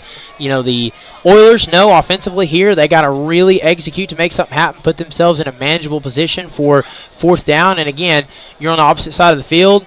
Even if you are in a 4th down situation, it's got to be real short, especially here with 132 before you think about going for it. So really just get the stop here, and you put yourself in a really good situation. So a snap here, 2x2. He looks. He's going to let it fly, and we'll see if the Comets can cover. And they do, as that ball sails way over the head of the receiver, Compton. And Comets just do a really good job there, keeping everything in front of them. And, not much to do there. That ball was just a little bit overthrown and kind of heaved up a prayer in 3rd and long, and now you're staring at 4th down and 14. And for the Comets, you get a stop defensively, and you can take a deep breath. A deep sigh of relief is finally you get you a good stop. And again, it's been from both teams on both sides. Both teams are young. It's about small advancements in the game, and so they finally get that stop, and that's a good thing there. As the Comets leading by 1 here with 1:20, and they'll have to punt this one off. The ball goes to the ground. It's not going up very far as it'll drop right at the O. Takes a good Oiler bounce, though, as it rolls and dies just at about the 34-yard line, we'll call it, give or take. So, again, the Comets, very interesting to see what they do here, 1:07. As looked like it was going to be really good field position, but when it touches the ground, it just kind of gets that Oiler bounce, an Oiler roll. And so we'll see if they try to do anything here or if they just run out that last minute and go into halftime with the lead. And again, we just talked about it a minute ago. These kind of situations, that's exactly what you wanted to do, right? You wanted to shift momentum in your favor. You want to go into that locker room at halftime with the lead. If you go in the locker room at halftime with the lead, it just makes that second half so much easier. It makes it easier to come out with energy. It makes it easier to keep that momentum rolling. And so your Comets have put themselves, thanks to defensive stop, in that position where they can do so now. So right here is offensively what I'm thinking is you don't want to turn the ball over. Here's where you don't want to have a fumble. Comets have been really smart with the football so far here in the first half. This is where, you don't want to do something that is, to be just blunt, but you don't want to do something as boneheaded in this situation. Turn the ball over and give the Oilers the ball down here and give them one more shot at putting points on the board. So first down, shotgun set, 2-by-1, and it's just a keeper play here as DeVinny powers up the middle, and smart play there, great call as he's continuing to stand up, not route down just yet, and he'll get about 8 yards out of it. As again, that'll run some clock out here. Both teams, I think, have one timeout left if they elect to use it.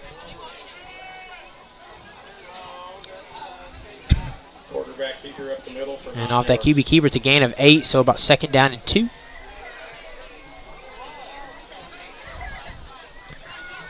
As clock continues to roll, 34 seconds. As they'll make a little substitution here is Peyton Cotter, or excuse me. Yes, Peyton Cotter, read that correctly. We'll go to the sidelines. So he'll take this one under center. Probably just going to power this one forward. No, he'll take a knee there. Okay, knew he was either going to run it up the middle there, or that's a situation where you take the knee. And so they're going to do just that. Play it safe, play it smart, most importantly. Keep the ball in their hands and run this clock out here. So your Comets, what an electrifying first half here is they're going to go into the locker room with a 20-19 lead, 1-point lead. You're going to get about 15 minutes. We might do a little halftime show or a little bit of run-through numbers and a little bit of discussion of the first half. We're going to take a quick break. We'll be right back here in about 5 minutes or so, and then we'll get you ready for the start of the second half. So, again, take a break, go get a drink, go use the bathroom, and don't go anywhere. Come back as soon as you can because the second half, it's going to be fun. It's going to be electrifying. It's one of those kind of nights here in Merritt, America. So, take a quick break and be right back with you here in just a little bit on HintonComets.tv. Entire legal process, not just as lawyers, but as your friends. We are Maples, Nix, and Dieselhorst, and we are here to help.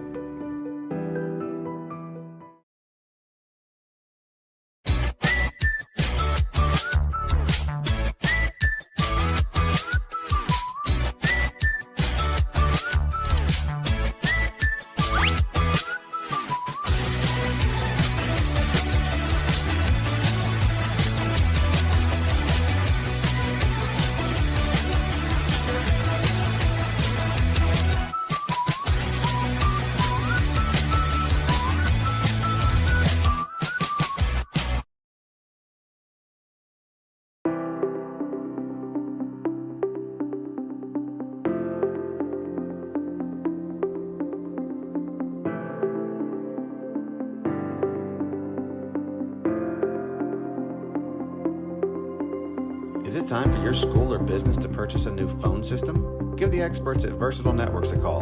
In most cases, we can provide a phone system with brand new phones for less than your current monthly bill. Call us for a free quote today. Allegiant Marketing Group produces inbound lead generation for our clients through integrated traditional and digital campaigns. We continuously develop new strategies, tactics, and productive efficiencies so you can reach your target market and get a measurable return on investment. This fast-paced world demands for your products and services to be presented at the moment your buyers need them. Targeted and innovative marketing creates your success. Call AMG today, your marketing partner. Dr. Matt Dieselhorst at Dieselhorst Sports and Orthopedics can help you get game day ready. Dr. Dieselhorst works with athletes of all ages, taking a coordinated approach to accelerate return to play and maximize athletic performance. His work with pros in sports training, injury prevention, bracing, functional rehabilitation, and imaging works seamlessly with his medical and surgical expertise. Get started by going to Dieselhorst Sports and Orthopedics. Let Dr. Matt Dieselhorst get you back on the field, backing all Oklahoma athletes on the field and off. 2 words, cashback. 2 more words, you're welcome. Remember that jar in your dresser where you would throw your loose change at the end of the day? Then occasionally, you take the jar to the bank to have it counted and enjoy a bit of a surprise to find there is more in there than you thought. That's Square One Banking, the account with a virtual money jar, and it's offered exclusively by Legacy Bank. The industry.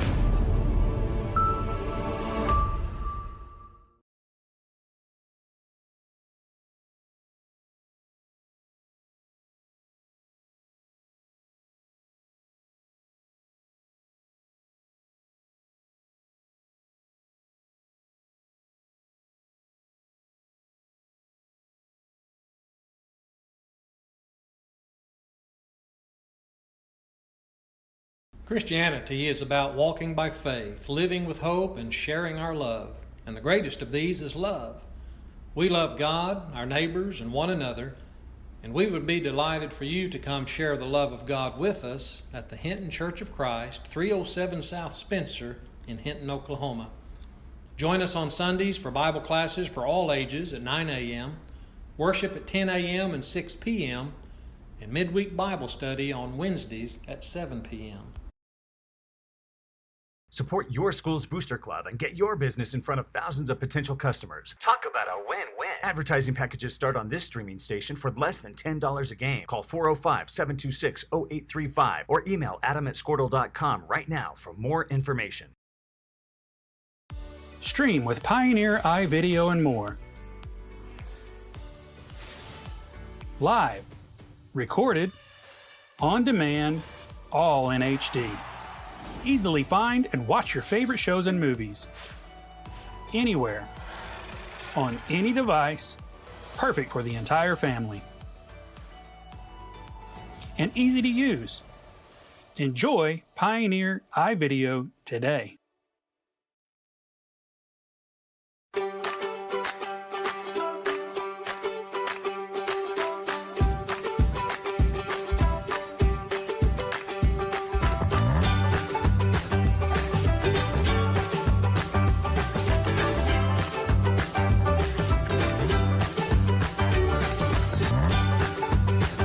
Stream with Oklahoma's #1 high school streaming service, Squirtle.tv. Find out more at Squirtle.com/stream. At Maples Nixon Diesel Horse, we've helped a lot of people, and our goal was to treat each and every person like a friend. And as a friend, we've got your back always. We understand what you're going through. Being lawyers is what we do, but it's not all that we are. We care. We'll stand beside you throughout the entire legal process, not just as lawyers, but as your friends. We are Maples Nixon Diesel Horse, and we are here to help.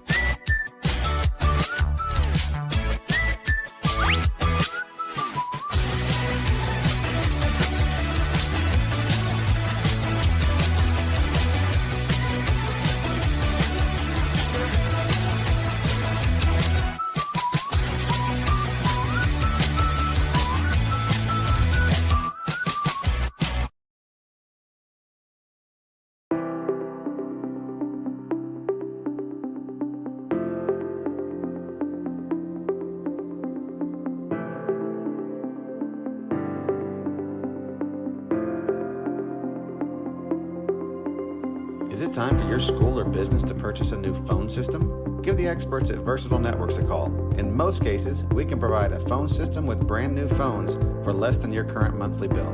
Call us for a free quote today. Allegiant Marketing Group produces inbound lead generation for our clients through integrated traditional and digital campaigns. We continuously develop new strategies, tactics, and productive efficiencies so you can reach your target market and get a measurable return on investment. This fast-paced world demands for your products and services to be presented at the moment your buyers need them. Targeted and innovative marketing creates your success. Call AMG today, your marketing partner. Dr. Matt Dieselhorst at Dieselhorst Sports and Orthopedics can help you get game day ready. Dr. Dieselhorst works with athletes of all ages, taking a coordinated approach to accelerate return to play and maximize athletic performance. His work with pros in sports training, injury prevention, bracing, functional rehabilitation, and imaging works seamlessly with his medical and surgical expertise. Get started by going to Dieselhorst Sports and Orthopedics. Let Dr. Matt Dieselhorst get you back on the field, backing all Oklahoma athletes on the field and off. 2 words, cashback. 2 more words, you're welcome. Remember that jar in your dresser where you would throw your loose change at the end of the day? Then occasionally you take the jar to the bank to have it counted and enjoy a bit of a surprise to find there is more in there than you thought. That's Square One Banking, the account with a virtual money jar, and it's offered exclusively by Legacy Bank. The industry.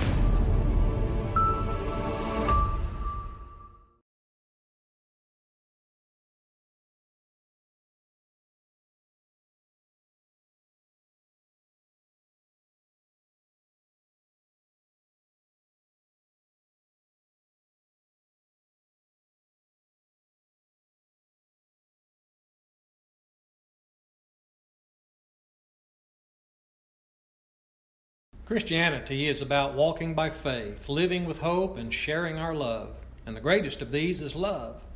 We love God, our neighbors, and one another, and we would be delighted for you to come share the love of God with us at the Hinton Church of Christ, 307 South Spencer in Hinton, Oklahoma.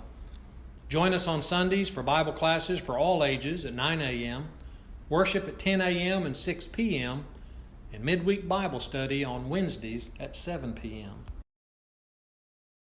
Support your school's booster club and get your business in front of thousands of potential customers. Talk about a win-win. Advertising packages start on this streaming station for less than $10 a game. Call 405-726-0835 or email adam@squirtle.com right now for more information. Stream with Pioneer iVideo and more. Live, recorded, on demand, all in HD. Easily find and watch your favorite shows and movies. Anywhere. On any device. Perfect for the entire family. And easy to use. Enjoy Pioneer iVideo today.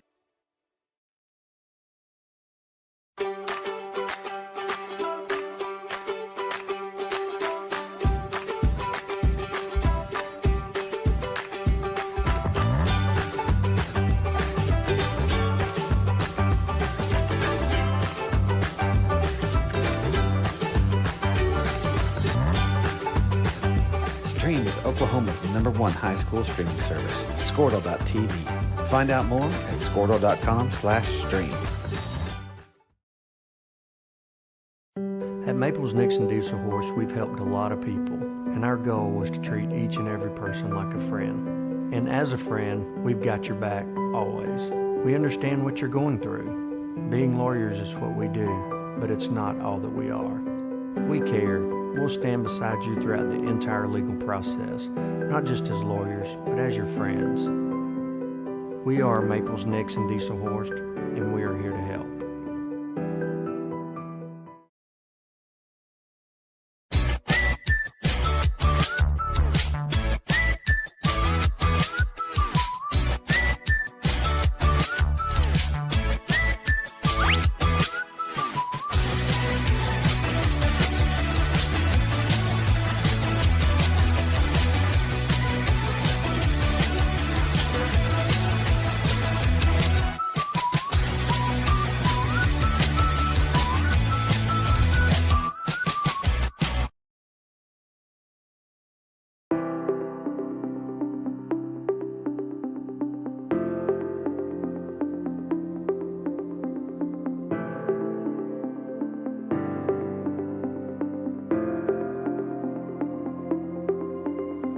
it time for your school or business to purchase a new phone system? Give the experts at Versatile Networks a call.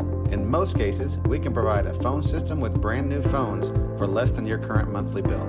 Call us for a free quote today. Allegiant Marketing Group produces inbound lead generation for our clients through integrated traditional and digital campaigns. We continuously develop new strategies, tactics, and productive efficiencies so you can reach your target market and get a measurable return on investment. This fast-paced world demands for your products and services to be presented at the moment your buyers need them.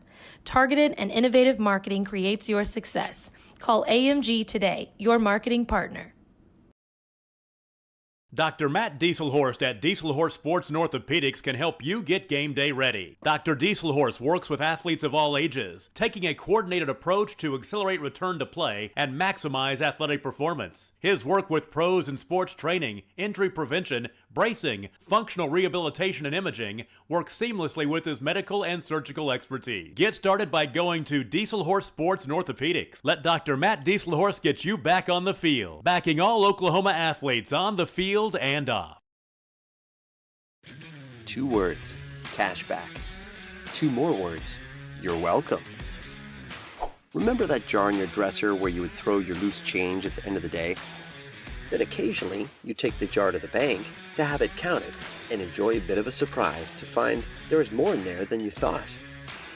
That's Square One Banking, the account with a virtual money jar, and it's offered exclusively by Legacy Bank. The industry.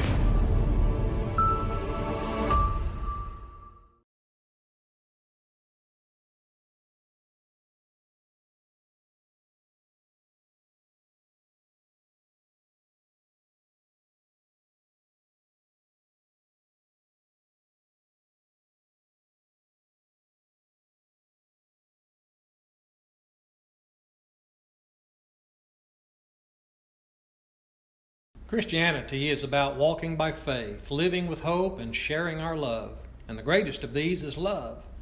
We love God, our neighbors, and one another, and we would be delighted for you to come share the love of God with us at the Hinton Church of Christ, 307 South Spencer in Hinton, Oklahoma. Join us on Sundays for Bible classes for all ages at 9 a.m., worship at 10 a.m. and 6 p.m., and midweek Bible study on Wednesdays at 7 p.m. Support your school's booster club and get your business in front of thousands of potential customers. Talk about a win-win. Advertising packages start on this streaming station for less than $10 a game. Call 405-726-0835 or email adam@squirtle.com right now for more information. Stream with Pioneer iVideo and more. Live, recorded, on demand, all in HD. All right, I want to welcome you back here as we are a few minutes away from getting the second half started. Here is, again, if you've got to tune in for the first half, a lot of excitement. Your comments leading 20-19 as we're just a few minutes away here from getting the third quarter started. And again, the name of the game, it's been one of those kind of shootouts. If there's one word that you could use to describe the first half, I would go with the word shootout. It has just been that kind of ball game where the last team that scores may be the one that ends up winning the ball game. It has been that kind of game offensively. So, and again, with the comments, the success has come from the ground game, and that's been through the guys of the names like Graydon DeVinny, who's our quarterback this season, Jake Wright, the experienced back, and Trevor Rodman. Again, Trevor Rodman kind of went off the field a little bit earlier, maybe going through protocol. So, you know, again, we wish him well. Hope everything's okay. I'm not sure if we'll see him in the second half or not, but went out momentarily for the first half, and again, just guessing, more than likely probably going through protocol. So, again, it's hot. It's been really hot. You know, it's extremely hot this evening. I'm surprised we haven't had more players with cramps, and they've done a good job, the officiating crew have, of managing this game and, you know, making sure getting those kind of water breaks here and there and getting those pauses in the game when they need and trying to keep both teams healthy and both teams hydrated. So, again, the name of the game for the Comets has been running the ball, and that's where they've got their success offensively. Haven't had to pass the ball as much. And, again, when they can play that style of ball, that's what's going to work best for them. That's what they got the personnel for, is there's that word personnel. Couldn't think of it in the first half, and got it here. They're built to run the ball. They're built to win the time of possession.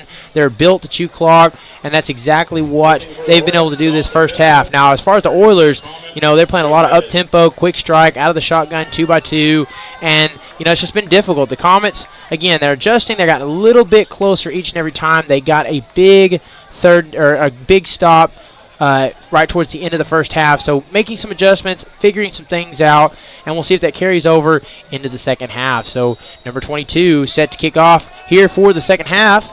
Deuce Tripp will be back to receive. Damian Gomez will be back to receive.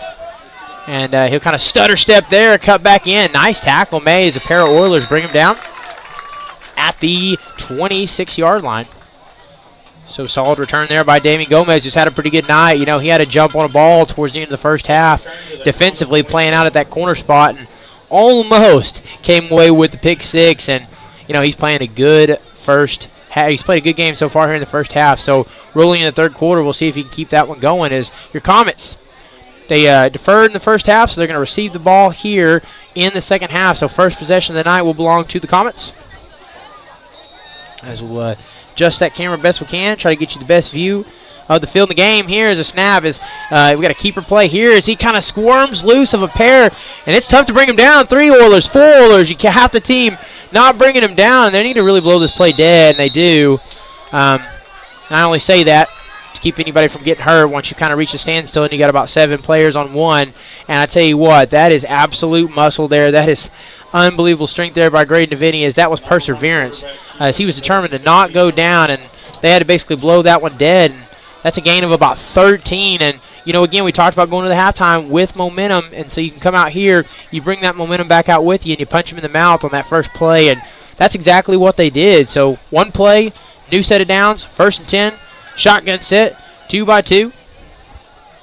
They're showing pressure there, shooting up the gaps as the keeper there is helping out wide as they guessed, but they guessed wrong, and the Comets will benefit on that one, and that'll be enough for the first down. So, again, they shot their linebackers up those A gaps and just kind of made a guess as to which player had the ball and just picked the wrong player there as that left it for Deviney to swing out, and that's exactly what he did. So kept the ball, took matters in his own hands, and we got 2 plays, 2 first downs. So great way to start the series here in the third quarter as the Comets lead by 1. And the situation here, you got a 1-point lead, you get on the board, even if you go for 2, you get a chance to possibly make it a 2-possession game, but you don't want to jump too far ahead. Here's they'll bunch them up. I bet they run to that right side, and that they do, but Merritt does a pretty good job of making them swarm back, and that ball's out late, but they're going to blow it dead. So, as again we talked about in the first half, one of the good things the Comet has done, knock on wood, is keep from turning the ball over, as they haven't had fumbles, and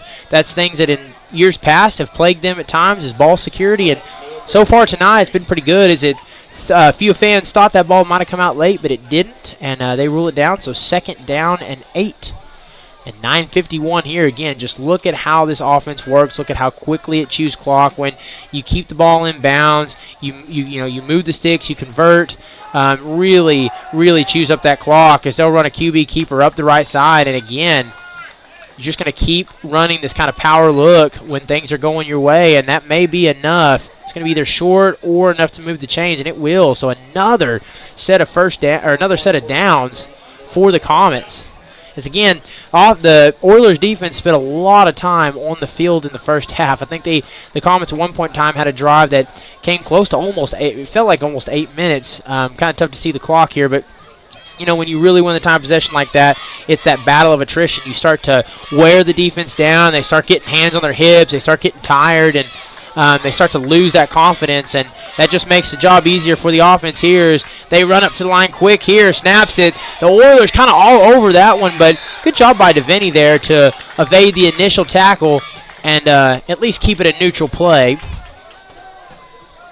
As it seems that's kind of been an issue, and it's a benefit to the Comets, is the Oilers had a tough time. They've had a few plays where they've been there. They've actually got the man there. The coach draws it up. Player gets there, but just not able to finish. And, some of that you can attribute to the toughness of the Comets and the ability to make a man miss or to throw off a tackle or evade a sack. But, the Oilers have been there at times, but they've really struggled defensively to finish.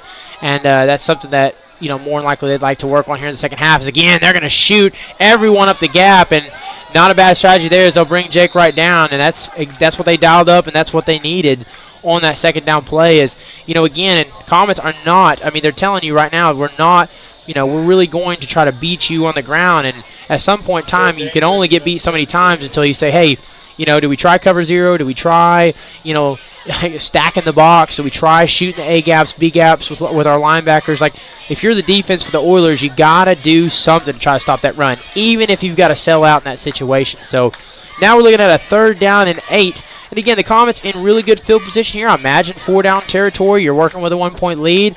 It's going shotgun set here.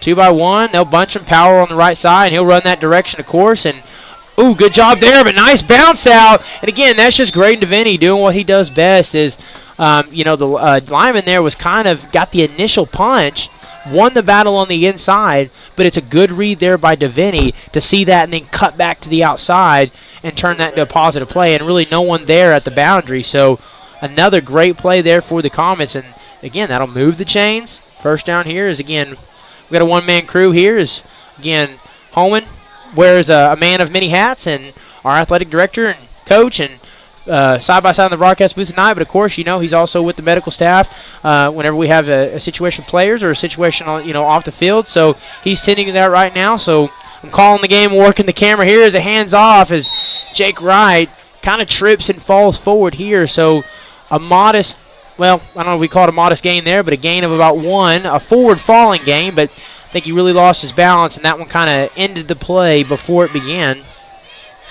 And so it'll be 2nd and 9, 7:07 here in the 3rd quarter. Comets working with a 1-point lead as the lights are on and bright. The sun is completely down. It has cooled off considerably. And, the difference between that sunlight and that shade feels like about 20 degrees at times. As they'll snap it here, a little misdirection, but the Oilers read that one well as they got players on it. The Comets will just kind of use that strength and athleticism they have to take a play that's going nowhere and kind of get something out of it. So that's a little bit of a modest gain of about 3 yards, but really well played there by the Oilers as we got a player down here on the far side, and he's going to be attended to by the training staff. And so we're going to take a quick break and be right back here in just a moment on HintonComets.tv. Easily find and watch your favorite shows and movies anywhere, on any device, perfect for the entire family. And easy to use. Enjoy Pioneer iVideo today.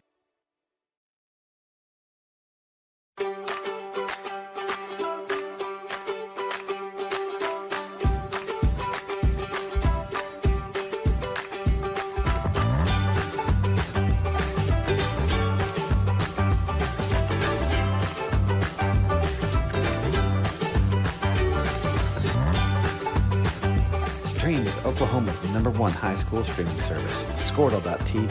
Find out more at Squirtle.com/stream. At Maples Nixon Diesel Horse, we've helped a lot of people, and our goal was to treat each and every person like a friend. And as a friend, we've got your back always. We understand what you're going through. Being lawyers is what we do, but it's not all that we are. We care. We'll stand beside you throughout the entire legal process, not just as lawyers, but as your friends. We are Maples Nixon Diesel Horse, and we are here to help.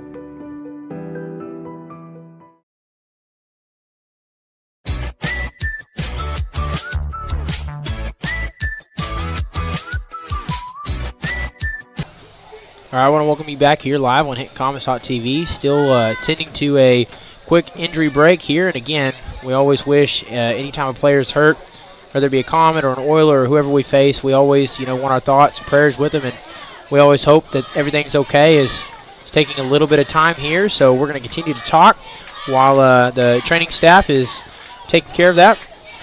I want to let all of our fans know, of course, here that we are on the road at Merritt, if you didn't know that by now, and game here leading by 1. So we'll give a little shout-out to those back in H-Town as they're having some fun at the fair. I got an opportunity to go out to that yesterday, and we had an open mic night and had an absolute blast with that, as that's something we kind of do every year. We do open mic night. Sometimes we do a talent show, and, that's a lot of fun. And So I'm sure tonight, got a lot of the community out having fun at the fair. We'll be keeping that going through Saturday night, and I can't wait Saturday night. I got to work, but that's not going to stop me from going down that slide a few times Saturday night. So to me, we have one of the coolest fairs in the area and one of my favorite slides. So I will for sure be out there as we are now back from the injury break. 3rd and 5.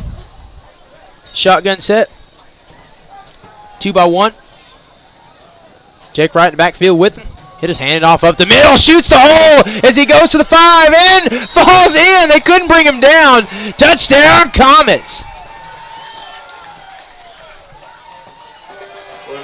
Tell you what there, the strength, the resilience of Jake Wright. As he was not going to go brought down, but I tell you what, got to give a shout out there to the offensive line, as that's where that play started. It was blocking at the initial level. By the time he was touched, you're talking 5 to 7 yards down the field. So really great job by the big man up front, great blocks. You get Jake Wright, you get that bowling ball rolling with some speed, and he's a hard dude to knock down, and the Oilers just found that out. So great job winning up front, great job blocking, got him an ability to hit the gap, turn on the jets, and then let Jake Wright do his thing. So that gives the Comets an even bigger lead here as they're looking to go up by 8 points. But first we're going to tend to cramp by the looks of it here. Down there at about the 15-yard line, give or take. As again, that's part of what we said first couple of weeks of the season. It's hot. It's August in the state of Oklahoma, and that's part of it. This is real-time game experience here. You know, you can go to camp in the summertime. You can practice all these different things, but you can't completely simulate a real in-game experience, and it's been a long game. It's been a tough one here for this defense. The Oiler defense has been out on the field a lot, so cramps, especially here in the second half. That's, you know, if that's what this is, that's what I would expect to see from several players tonight, as that's just part of the early pains of the first couple of weeks of the season. He's back up, walking a little bit gracefully under his own power, trying to walk it off. Tough kid. All of them are that play high school football. I never played, couldn't imagine getting hit like that, and some of the plays they go through is there's some tough kiddos. So the Comets set up for the extra point attempt. And still try to go up by 8. It's down. Kick is up. And it is good.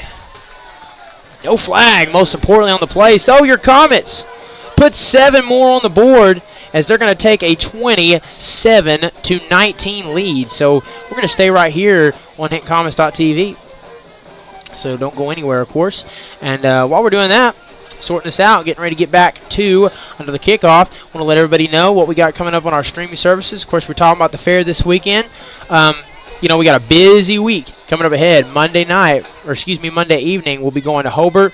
And, you know, the softball team, I gave a shout out. I had Coach Holman up here earlier, because I know he doesn't like to talk about himself, doesn't like to talk about the team too much. But, you know, really a lot of fun this season. They've been fun to watch, fun to stream. It's a big week. They've got 3 district games. All 3 of them are going to be streamed on HintonComets.tv. And so, again, if you don't get a chance to come to the games, come on out and watch. So Deuce Tripp will be back to kick.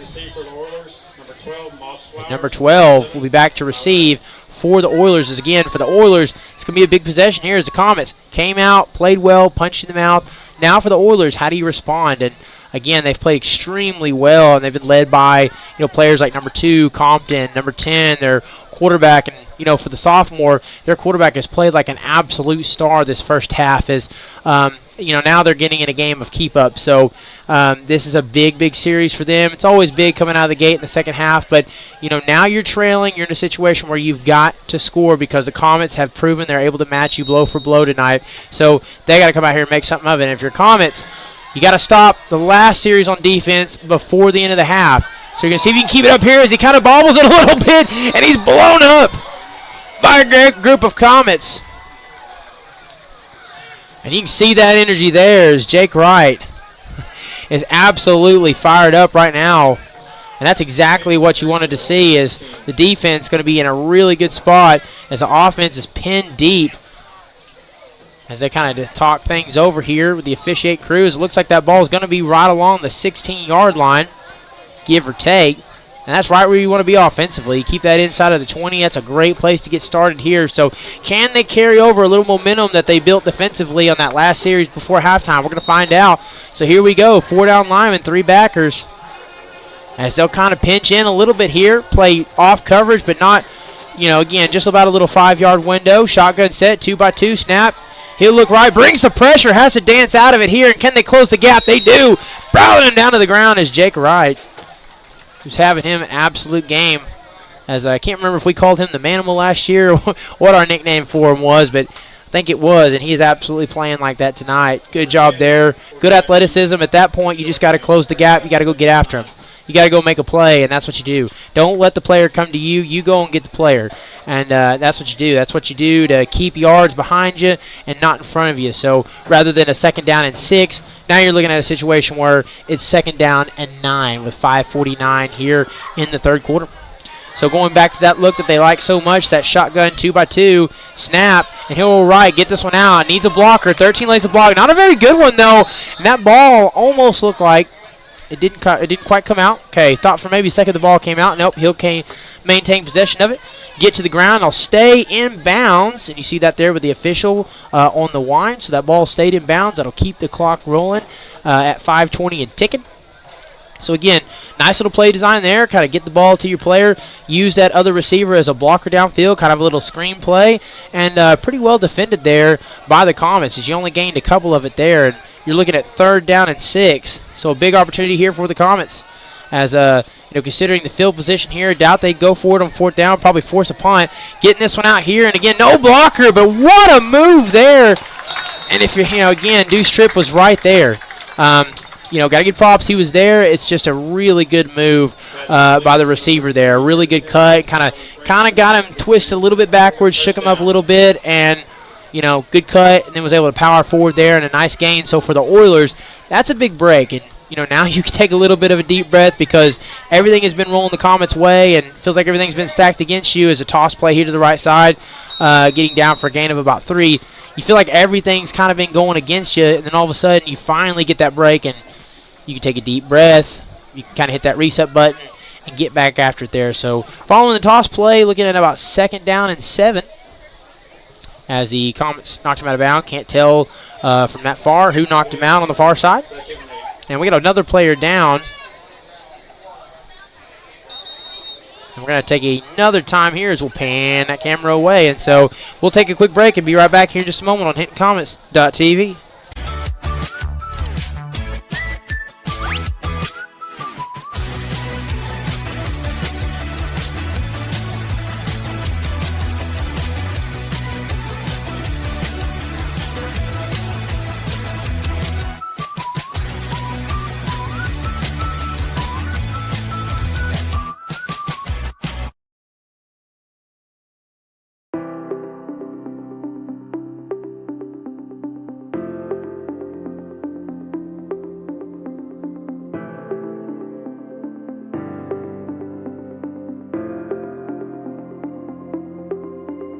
Is it time for your school or business to purchase a new phone system? Give the experts at Versatile Networks a call.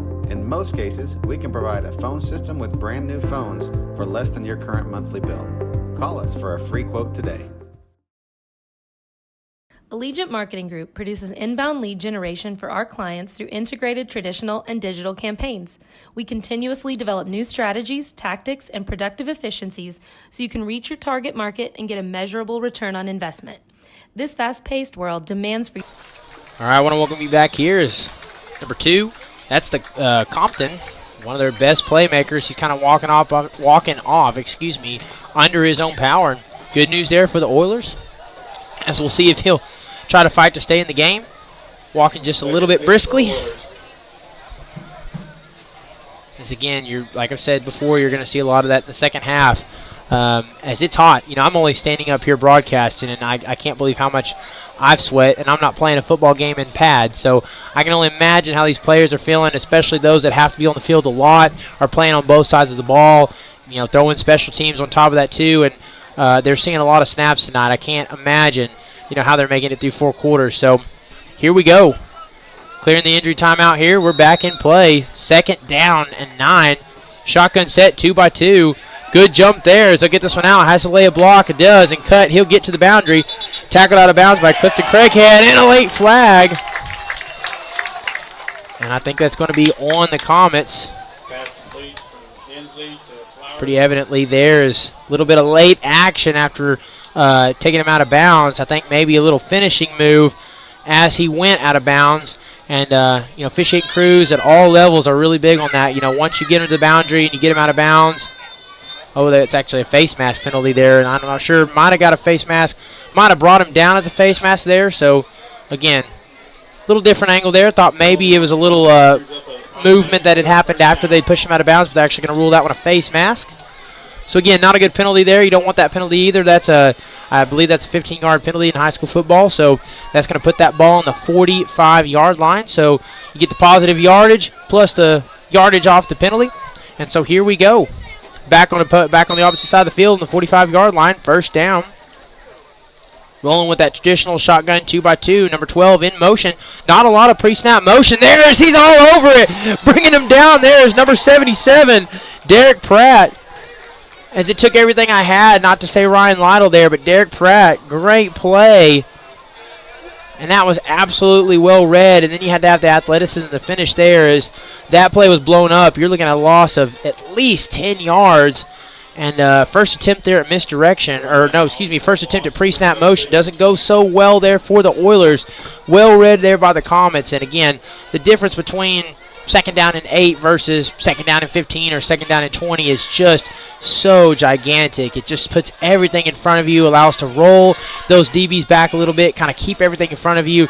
You know, even if they gain 10 yards here as they get an inside route on a slant, as they're going to want, okay, they're going to get it. I was going to say they're going to want a horse collar there. Looked like it was just jersey, but they're going to get the call there, as I imagine that's what they're thinking. The way he was brought down there looked like he pulled jersey, but anytime you see that, first thing a lot of fans are going to think is horse collar in that situation. As just a slant pattern there. It's nice completion. You know, those are great for the quarterback. It's an easy throw and complete. Looks like another face mask. Face mask penalty on the Comets. Okay. Oilers first down and 10. Because again, I didn't see that. But again, also having to work the camera here, so maybe I missed it there. Thought maybe it was the way they pulled the jersey, but the officiating crew called a face mask. So either way, new set of downs for the Oilers, first and 10. 3:27 left here in the third quarter. Shotgun set at 2x2s. They get this one out quick, but that one's down in the ground. So that'll be an incomplete pass. Is intended for number 8. As again, you've seen a few of those. Nothing wrong with throwing that ball low. Again, you know, one of the things as a quarterback, when you get that ball out quick, you don't want to throw it too high, because what you risk is, of course, a turnover there. You know, you don't want to get something where your receiver is trying to catch the ball and it goes off their fingertips, and then the defender comes in and, you know, because at that point, if they create a turnover, they're going to sail it into the end zone for a pick six. So, you know, ideally you want to kind of get that ball at the chest or down, but just a little bit too low there on that play as a QB keeper, but blown up in the middle, and look who it is again, Derek Pratt. Plugging gaps and making plays and powering up the middle as there was absolutely nowhere to go there for the Oiler offense. And now you've got your tackles, your big boys up front, making plays. You got Diego Gonzalez at number 70, Derek Pratt, number 77. And you've got a lot of size on the interior. And again, that was one of the questions we talked about pregame. You know, can these boys step up and fill those gaps, you know, that were filled by a lot of senior names last season? We talked about, you know, number 77, Ryan Lytle. You know, we had a lot of we had Milo Gonzalez. We had a lot of different players. Zach Huxell, players that filled those spots. And you know, now they they have to get in, eat up some of those snaps, and make plays out on the field. As we'll get another timeout here, and that'll be the Oilers. So that's their first here, the first half, and we'll take one here too with 2:35 left in the third quarter. Don't go anywhere. We'll be right back here in just a moment on HitComets.tv. Your products and services to be presented at the moment your buyers need them. Targeted and innovative marketing creates your success. Call AMG today, your marketing partner. Dr. Matt Dieselhorst at Dieselhorst Sports and Orthopedics can help you get game day ready. Dr. Dieselhorst works with athletes of all ages, taking a coordinated approach to accelerate return to play and maximize athletic performance. His work with pros in sports training, injury prevention, bracing, functional rehabilitation, and imaging works seamlessly with his medical and surgical expertise. Get started by going to Dieselhorst Sports and Orthopedics. Let Dr. Matt Dieselhorst get you back on the field. Backing all Oklahoma athletes on the field. All right, here we go. Comets leading 27-19, 2:35 left. As the Merritt Oilers take their first timeout. Coming out here, Comets still have all 3 of their timeouts left, 2 remaining for the Oilers. And it's a 3rd down and 12. Shotgun set, that 2x2 look they love so much. As he bobbles the snap, he'll have to pick it up and roll out and make something out of it. Evades one defender as Devaney tries to bring him down. Gets that throw out late. Intended for number 13, but ball sails wide. Incomplete pass. And so now it's a 4th down and long. And this is a tough situation here because defensively, Merritt has not had a whole lot of success. The offense has been rolling for the Comets. So, again, you know, you're in solid territory here where it's understandable if you were to go for it. Now, you are in 4th down and long, but you're on the right side of the 50. So, again, they're going to stay in the huddle here. Looks like they're going to go for it and really can't blame them in the situation. You need points. And at the very least, you need to have an opportunity to convert. So, trips left, 3x1, shotgun set, 4-down lineman for the Comets. Set, can they get pressure as they get off the edge? They're going to bring him down. That's a sack. Dial him up. Jake Bonniwell, number 65. And that's a loss of about 4 on the play, and that'll be a turnover on downs. And you can see it, Jacob Bonniwell, really both ends got a great jump on that ball. You could see him screaming off the edge, and great job there by Jacob. Good job dipping the hips, turning the corner, and getting to where the ball was at in time. And that's a name, you know, I would expect to. Jacob Bonniwell is one of those names I would expect to hear a lot more of this season. He's a great player, great playmaker, flash at times last year. Really putting a lot of muscle. You know, will be putting on more weight and playing at that defensive end spot. I think you're going to see him make a lot of plays this season. So with the turnover on downs, that's going to put the ball back in the possession of the Comets. As, again, last time had a run play right up the middle with Jake Wright. Sword in the end zone, good blocking up front. They've run the ball successfully all evening long, and they're going to continue to do that this evening. So, again, if I'm the Hinton Comets, what I'm coming out here and doing is I'm just going to do what I have done well the entire night, and that is run the ball, get the ball in the hands of guys like Graydon Devaney, get the ball in the hands of like Jake Wright. You know, get your playmakers involved and just do what you do best. Don't overcomplicate the game. And we've got a really smart coaching staff, a great group of coaches. You know, love each and every one of them. They've been here, you know, especially Coach Parter's been here a long time. He's been around the game a long time, can coach a great game, and I'm sure they're going to be sticking to their game plan in this one, working with an 8-point lead, 2:27 remaining. So 1st and 10, shotgun set. They got a power look on the right side of the line. So maybe a keeper play where they run to that right side. We'll see. It is a keeper play where they run to that right side. Plenty of space there. Just kind of powers forward. Gain of about 11 for a 1st down. And again, why? If it ain't broke, you ever heard that saying? If it ain't broke, don't fix it, right? Don't try to fix what ain't broke. And their Comets are just living by that mantra this evening. If it ain't broke, you know, don't try to fix it. So don't fix what ain't broke. They've just lined up. You know, whatever side is the strong side on the play, they're running to the strong side and just using their strength and athleticism to, you know, advance forward in the ground game. So, fresh set of downs, one play, 11 yards, 1st down, shotgun set, 2x1. As they're going to really kind of load the box here. They'll show some pressure. Do they send them? They do. And that was a great job there by the Oilers. Well defended as they were expecting to run up the middle. And they had pressure on the edge, and they had defenders shooting the gaps up the middle, and just a good job there. You know, good job getting to the ball, not allowing the Comets to fall forward and gain additional yardage. So good stop there by the Oilers. 2nd down and 9 for your Comets with 1:30 left here in the quarter. And again, if you're the Comets, another thing you're trying to do, you know, your battle over the long course of time is you want to win the time of possession. But in these drives, you're trying to chew clock, get the ball, get it to the 4th quarter. You know, get it to the 4th quarter, run this clock out, and give the Oilers the little amount of possible there. Is number 2. Oh my goodness, absolutely got to the ball there, got to Graydon Devaney and threw him down. Is one of the best plays defensively the Oilers have made all night. Is again, he went in there unblocked, good read, and again, just had to finish. And it's not something the Oilers have done very well tonight is, you know, those one-on-one situations, being able to secure that tackle. And that time they did. So number 11, Deuce Tripp, he's going to go to the sideline. Subbing in for him on this one is Jake Wright. 40 seconds left.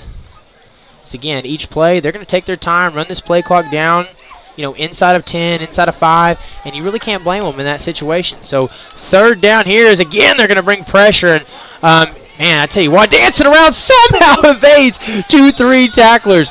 I don't know how he does it, ladies and gentlemen, but Jake Wright somehow got a first down out of that as he just kind of bounced off his defenders in that scenario. And I tell you what, props to him. You normally you have those kind of plays, that's a team effort, but sometimes an individual just takes over in that instance. And Jake Wright, just playmakers make plays, and that's what you have from Jake Wright. So that should be enough. The Comets are going to let this one run to the clock expires at the end of the third, so under 10 seconds. Maybe they're going to try to run more play or at least get up to the line and act as if they are. You got 1 second left, and the clock hit 0. So whether they did or they didn't, this clock has now hit 0. So we are at the end of the third quarter. Don't go anywhere. Your Comets leading 27-19. Got an action-packed fourth quarter coming up right here on HintonComets.tv. And 2 words, cashback. 2 more words, you're welcome. Remember that jar in your dresser where you would throw your loose change at the end of the day? Then occasionally, you take the jar to the bank to have it counted and enjoy a bit of a surprise to find there is more in there than you thought. That's Square One Banking, the account with a virtual money jar, and it's offered exclusively by Legacy Bank. The industry.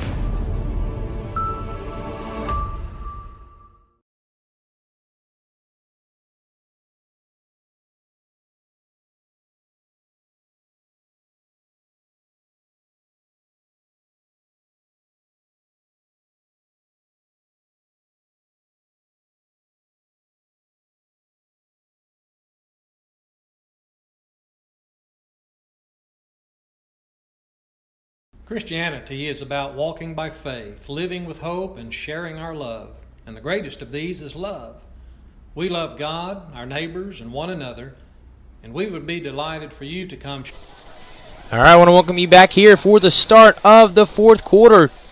As again, it's been a back-and-forth game, but the Comets have found some tools defensively here, and now they're in a position to make this a multi-score lead, as they're already leading by 8. So any points they put on the board here would make this a 2-score ball game. And things rolling here offensively. It's a first down and 10. And again, just a keeper here with Devaney as he bounces outside. Has one more man to beat. Can he beat him? Sailing into the end zone. Touchdown, Comets. Graydon Devaney wheels into the end zone. 6 for your Comets. And how about that on the quarterback keeper is, defensively for the Oilers, that's just kind of back-breaking plays. They've just kind of gotten beat in the ground game time and time again. You see in the last few plays, they kind of made some adjustments. We're starting to get to the gaps.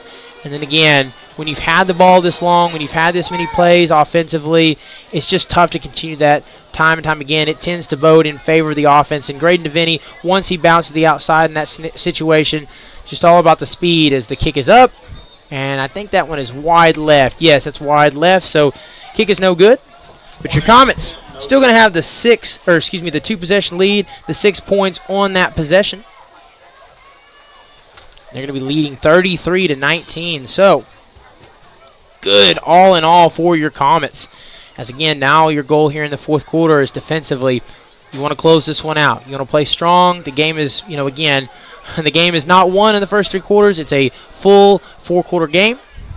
And, it's a 60-minute game, so you don't want to play good for 45. You want to play good for that last 15 as well. Close out strong, make some good stops here defensively, and really put the exclamation point in this game, put the nail in the coffin, and seal this one away. And it's always such a good feeling, too, when you open the season with a win. It's just really such a good feel that you go into, especially when you get your home opener the next week.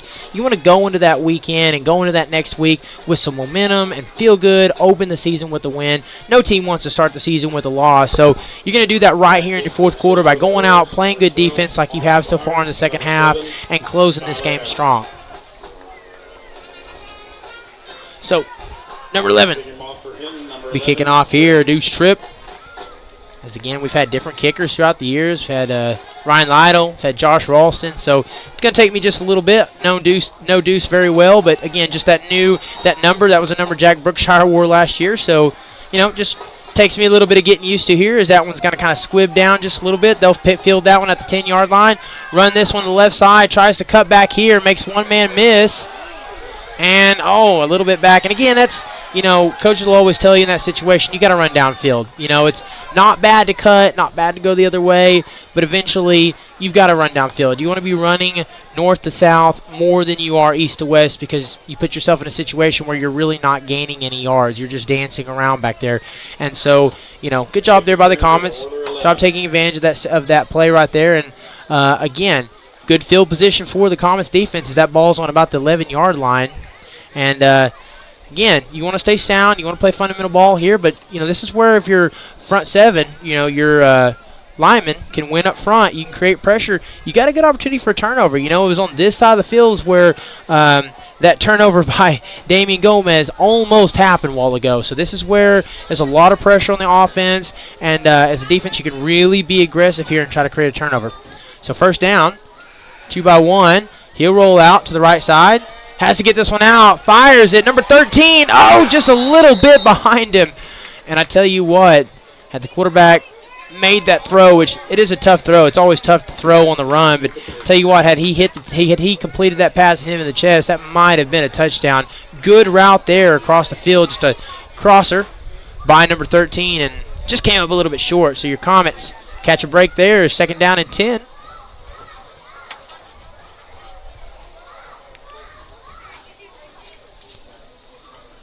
As they'll go to the huddle here.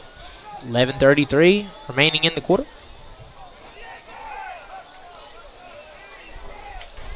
Here they go. Breaking out of the huddle. Comets in a kind of like a 3-3-4, or not sure exactly how they would call that one. 4 down linemen, 3 linebackers. Got your DBs playing back. And again, just good pressure there. That play going nowhere. Comets swarming down. And you're looking at 3rd down and 10 as the ball went nowhere on that play. Things have really changed here with the Comets. Things kind of started to line up right towards the end of the first half. And since then, the defense has just really started to click. As going to the sideline there, Jacob Bonniwell bringing in a sub here. Looks like Derek Pratt coming in here. So you got Derek Pratt and Diego side by side there.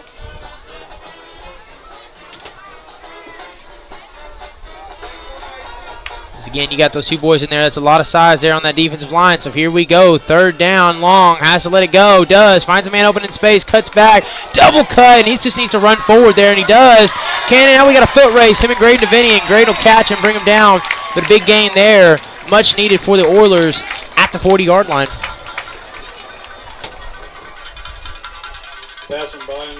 So again, fairly well defended by the Comets, just showing off some athleticism there. Good cut. Not only 1 cut, but 2, and was able to just evade the defender, bounce outside as we got an injury on the play. We got 2 Comets down, so we're going to take a quick break and be right back here in just a moment. Hit Comets.tv.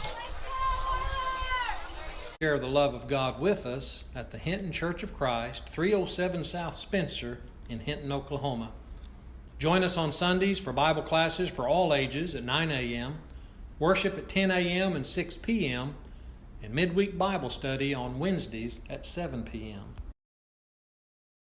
Support your school's booster club and get your business in front of thousands of potential customers. Talk about a win-win. Advertising packages start on this streaming station for less than $10 a game. Call 405-726-0835 or email adam@squirtle.com right now for more information.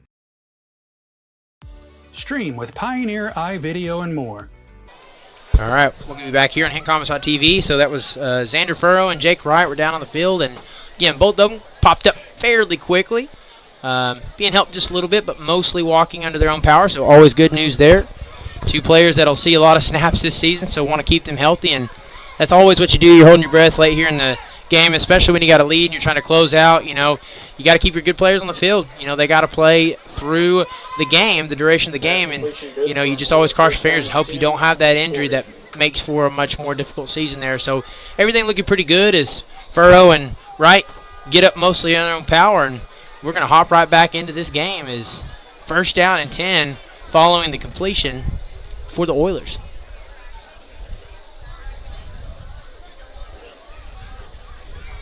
And again, want to remind everybody, got a fun week coming up. Got 3 district softball games Monday, Tuesday, and Thursday. All those will be streamed. Hobart will be on the road. We've got Sayre and Watonga at home. And it's not going to be quite as hot next week as it was this week, but it's still going to be pretty sweltering heat, and it will be during the workday for many. So you can always watch here on HintonComets.tv. And, of course, we got our home opener next week against excuse me, my mind has passed me on that one, against Marietta. Until then, come watch it. 1st and 10. Shotgun set, 2x1. You got two back set.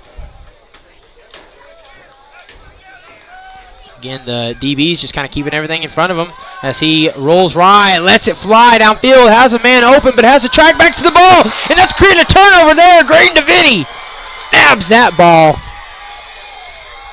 Good job there, there's your turnover defensively. That's what we were waiting on tonight, is who was going to get that turnover, and that one belongs to Graydon DeVinny, who gets to turn around after getting that interception and play quarterback on the next offensive series. So, again, one of those kind of plays where the receiver actually kind of slipped open and, really needed a bigger throw in that situation. The ball was just a little bit behind him, and, that allowed the defenders for the Comets to catch up and make a play on the ball. And I'll tell you what, had he gotten the right throw, had he put some more zip on that throw, that might have been a touchdown for the Oilers. But when that throw comes up a little bit short, and it's a tough throw to make, but Comets will capitalize on that and create the turnover here. So now you put yourself solely and firmly in the driver's seat. 10, of course, still 20 remaining in this game, but now is here where you're really going to want to stick to your game plan. I'd be very surprised if they pass the ball, maybe something like a bubble screen or, just I would be very surprised to see them throw the ball here. If you do, you want to set up to where it's an easy completion. You stay in bounds. You keep the clock rolling here. This is where you want to chew off about 5, 6, 7 minutes and put yourself in a game where Oilers are only going to get the ball maybe 1 to 2 more times in this one. So high snap as he's just going to kind of have to evade some defenders there, and he gets brought down, grabbing that jersey. Nothing wrong with that as DeVinny's brought down. That's a loss of about 5 on the play. So the bad news is they lost about 5, but the good news is staying in bounds and keeping that clock rolling. So 2nd down and 14. And that was just the Oilers got a good jump, good read on that one, and then they had to finish. And not something they've done tremendously well, but there's been a few instances, especially in the second half, where they've kind of done a little bit better job of that. So good play defensively by the Oilers. And so now 2nd down and 14, 9:40 is, again, every time they do this, they're getting about 40 seconds off that clock. As he's going to bounce to the outside here, cut back in. Big tackle there by number 7. As that one's going to bring Damian Gomez down. As I tell you what, Damian, and he's going to get to show it more times throughout the season, but, Damian is a tremendous athlete. He's a great player, great soccer player, too, but he's just really skilled, one of those multi-sport athletes, and, I think as he gets a little bit older, he's going to continue to get faster. He's going to put on a little bit more size, and there's going to be times where you really watch him on tape, and you're going to be wowed by his ability. And so, he's young. That's going to come. I like them getting the ball in his hands and, getting him some experience and some snaps and trying to make some plays there. So you'll see the speed on at time, and again, it'll continue to get there as they're going to run this clock all the way down to 0 and take the timeout. Smart decision there, and with 8:56, we're going to get a timeout here, and we'll stay right here live on HintonComets.tv. Again, want to thank all of our viewers here on the stream watching on HintonComets.tv. Anytime that you guys want to watch, go to HintonComets.tv, and you can always see what's going on. We got all of our football games this season, as I have said tonight on the broadcast. Lord willing, every single football game we have is going to be streamed. We got softball season going on right now as well. All of the district games will be streamed for certain. We'll throw in a couple extras too. We went to the season opener at Hydro. And we'll be going to, for example, Apache here in a couple weeks. That's a out-of-district game, but we'll go to that one on the road, especially if it's during a work day. Most of our non-tournament road games will be streaming. So, we got a lot going on here in HintonComets.tv at our first full week of school. So, as teachers, I broadcast, but more than that, I'm a music teacher, and I'm so excited to see everybody back at school. And it was a fun first week, and I can tell you, we are teacher tired. Teacher tired is a real thing, and we're teacher tired, but I tell you what, we're having a great time, and I wouldn't trade it for anything else, and just so excited to be doing what I'm doing, and excited and thrilled to have you guys watching. And hopefully everybody having fun at the fair as well, going on all this weekend. I'll be out there Saturday night working and having some fun on the slide with the kiddos. So here we go. Coming out of the timeout here is they're kind of showing pressure. Blocks there, cuts the outside. Jake Ryan just needs to fall forward again. And, you know, not a whole lot gained, but in that situation, that's okay. You want to go forward. You want to run some clock off. It's 3rd and long. You're obviously in this situation with a commanding lead. You're not going to try a pass attempt there and, you know, settle for, if you get it incompletion, you know, that would kill the clock. You don't want to put yourself in that situation. Go ahead and run the play. If you bust one out, great. If you don't, you live with 4th down and 8. You chew another 40 seconds or so off of this clock, and then you punt the ball away. So that's exactly what they're going to do with 12 seconds left here on the play clock. Comets leading 33-19. There's the snap, a little bit low, got the punt off, and we got a whistle here. And might have been a, let's see, we'll wait the call there. It's on the offense. It's going to bring them back.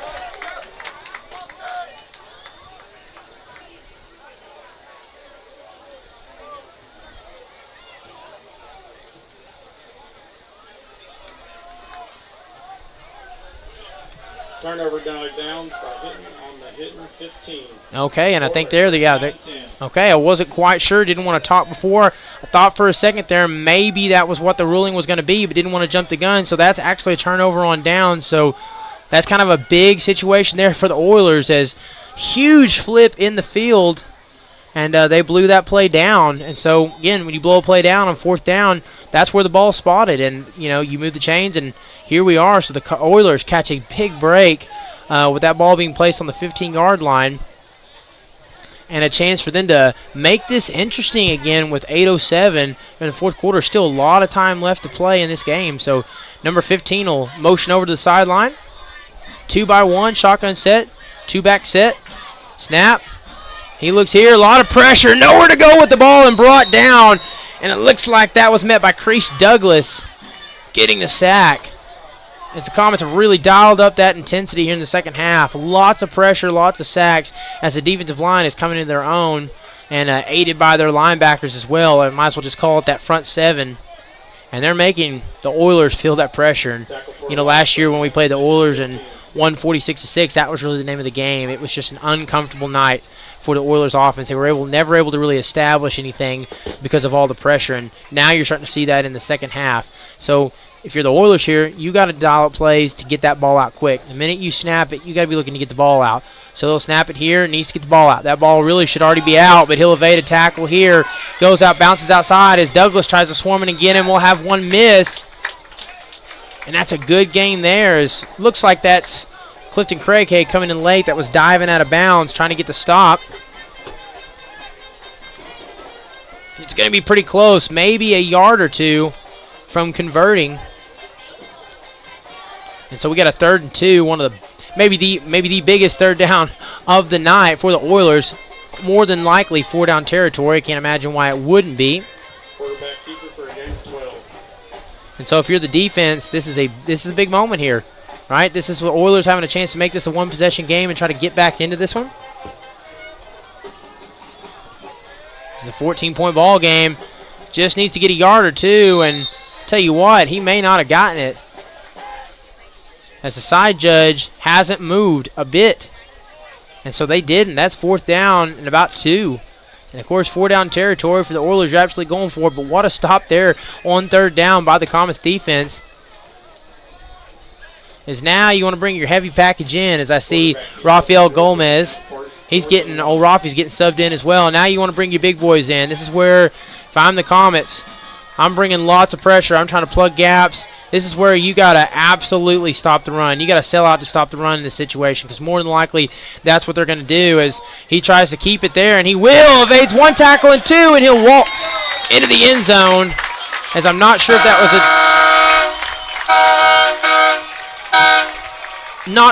was a design keeper, but that's exactly what he did, and had to make a couple of miss. And number 10's a good athlete, and that's what he does. So just like that, we're back at a one-possession ball game, 8-point game. So imagine that they will be kicking the extra point here. And if they do, it's a 7-point game. So, again, if you're watching here on HintonComets.tv, you don't want to go anywhere because this one's coming This one's coming right down to the wire. So in the huddle here, we'll see if they decide if they elect to go for 2. And again, if they do go for 2, even if they don't get it, it's still an 8-point ball game, still technically a 1-possession ball game. So even if they don't convert here, and it looks like they're going to go for 2, not the end of the world for the Oilers. The 2x2, their favorite look, signature look of the night for them. 7 out, lets this one go. It's one-on-one battle. High points it, and just no good. As that ball's a little bit high. Not quite sure from all the way over here if 13 had an opportunity to make a play on the ball or not. He certainly tried to high point it, but he's going to come up a little bit short as that ball sails out of bounds. So again, special teams been pretty good as they've blown up an extra point kick tonight. There's been a couple of 2-point conversions that the Oilers have tried, and that's been to no avail. So, really one of the shining points for the Hinton Comets tonight has been special teams. So now you got a big series coming up here offensively as it is a 8-point ball game. And again, I imagine they're still going to stick to the game plan here. You still want to run the ball. It's how you've gotten your points tonight. You want to chew off clock here, 6:26. But at the same time, you don't want to be too, I don't want to say passive is the word, but you don't want to be too conservative in this situation because, again, the Oilers get the ball one more time. They have shown they have the ability to quick strike, score quickly if they need to. And, again, with an 8-point ball game, you're a score to 2-point conversion away from a tie game. So regardless of what happens here, we are in for a thriller. So here we go. It's put up or shut up time.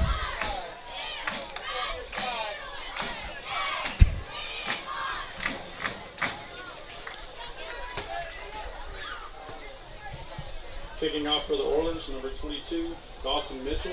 Okay, and so Boston Mitchell will be kicking off for the Oilers. Again, Damian Gomez, as he has been for the night, back to receive the kick.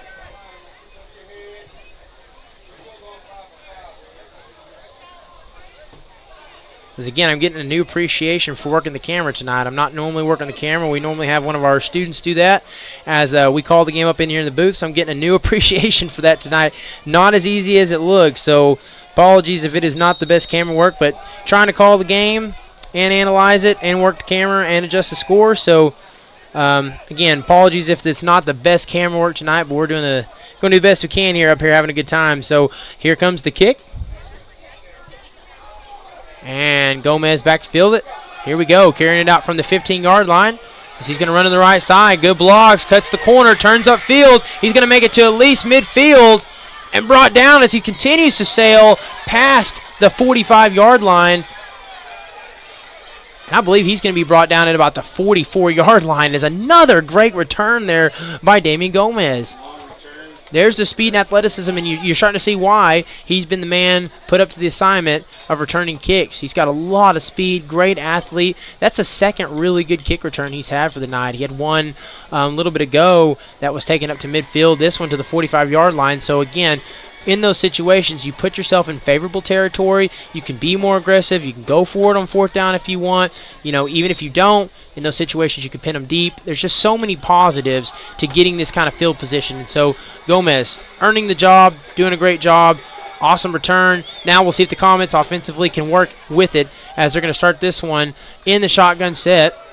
And they'll run to the strong side where the blockers are and fall forward for a gain of about 2. Again, not much there, but you got to remember, you got to keep the strategy in mind. Your goal here is you're going to run the ball. You don't want to create a turnover here. That's the last thing you're wanting is a turnover. Of course, you never want turnovers, but in this situation especially, you're trying to keep the ball in your hands. You're trying to stay in bounds. You're trying to run this clock. You want to chew off as much as you can and give the Oilers as little as time possible if they do get the ball back to score and try to tie this game up. So 2nd down and 8, shotgun set. They're going to hand it to the manimal Jake Wright, who tries to spin out of a tackle, and it takes about 3 Oilers to bring him down, but this time they succeed. He'll lose about a yard on the play, and it's 3rd down and 9. Another 40 seconds will be coming off of this clock. The play clock's at 34. 8-point game, 5:19 remaining. And again, you chew off as much clock as you can here. They're going to look to the sideline. let this clock run. It's now inside of 20 on the play clock.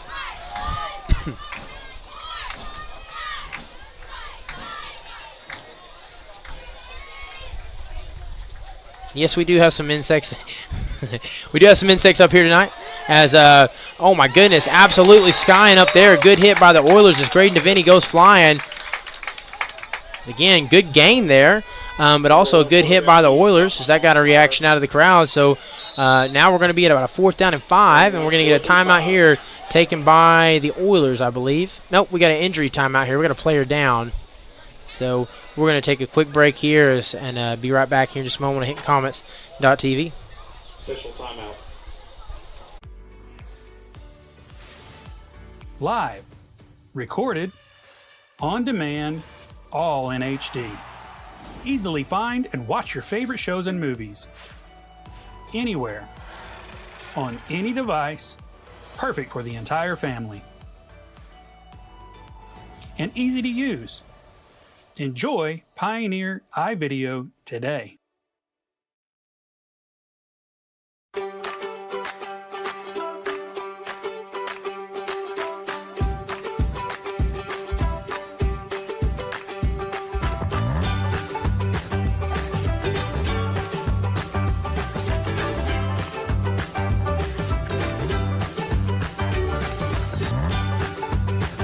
Stream with Oklahoma. All right, well, welcome you back here on HintComets.tv. Just taking a quick injury timeout, and again, great play there by Graydon DeVinny. As he went flying in the air. Always kind of hold your breath when you see a player take flight like that, and that was a hard hit. Good by the Oilers, but at the same time, Graydon DeVinny going down, and he's up, walking off under his own power. And again, not a player you want to see. Never want to see a player getting hurt, of course, but that's your quarterback. Never want to see, it's probably the last player on the field that you want to see walking off with an injury. Good news is walking off mostly unassisted there by the coaching staff, so hopefully he's okay. And we'll see who comes out here at quarterback for this next play, as they may run a little Wildcat type stuff. As it looks like it's Colton. Oh, no, excuse me, it's 4th down and 5, so we don't have to worry about that. They're going to punt this ball, and the clock's going to wind. Still got 20 seconds left, so I imagine they're going to – a wooden snap. Okay, they're going to snap it and punt it there. And, oh, man, tell you what, that was one favorable Comet bounce for being a really great punt. Not bad there. Good punt all in all by Deuce Tripp. But I tell you what, had that taken the right bounce and roll, that could have been pinned down about the 5-yard line. But, again, so much of that is just a air of good fortune or bad fortune there. So the Oilers with 4:26 are going to get another crack at this. It's an 8-point ball game. We'll stay right here live on HintonComets.tv. Again, you might want to catch a seat wherever you're at because we got an 8-point ball game. And, again, the defense has played so good for the most part this second half. And they need one more stop tonight. This is where you need to step up. This is where it's time to go win a ball game right here. 2x2 set, shotgun. 4 down linemen, 3 backers for the Comets. As they'll run the ball up the middle there, as that's a modest gain of about 3. But I tell you what, if you're the Comets, you're going to absolutely take that, as that's 2nd down and 7. Because this isn't a kind of possession where, you've only got 4 minutes. You've got a little bit of timeouts available. I think both teams still have both teams still have 2 timeouts remaining. But, again, you can't gain. If you're gaining 2 or 3 yards of play, you might get a couple first downs. But this game is going to be over with before you even get to midfield. So if you're the Comets, if you can limit these to 4 yards, 5 yards, or less, that's a win for the Comets at this point in the game. You don't want to be giving up big plays. So stepping back here to throw is number 2. Compton catches the ball, cuts back. He's going to turn this into a good gain. He needs to get out of bounds, and he does.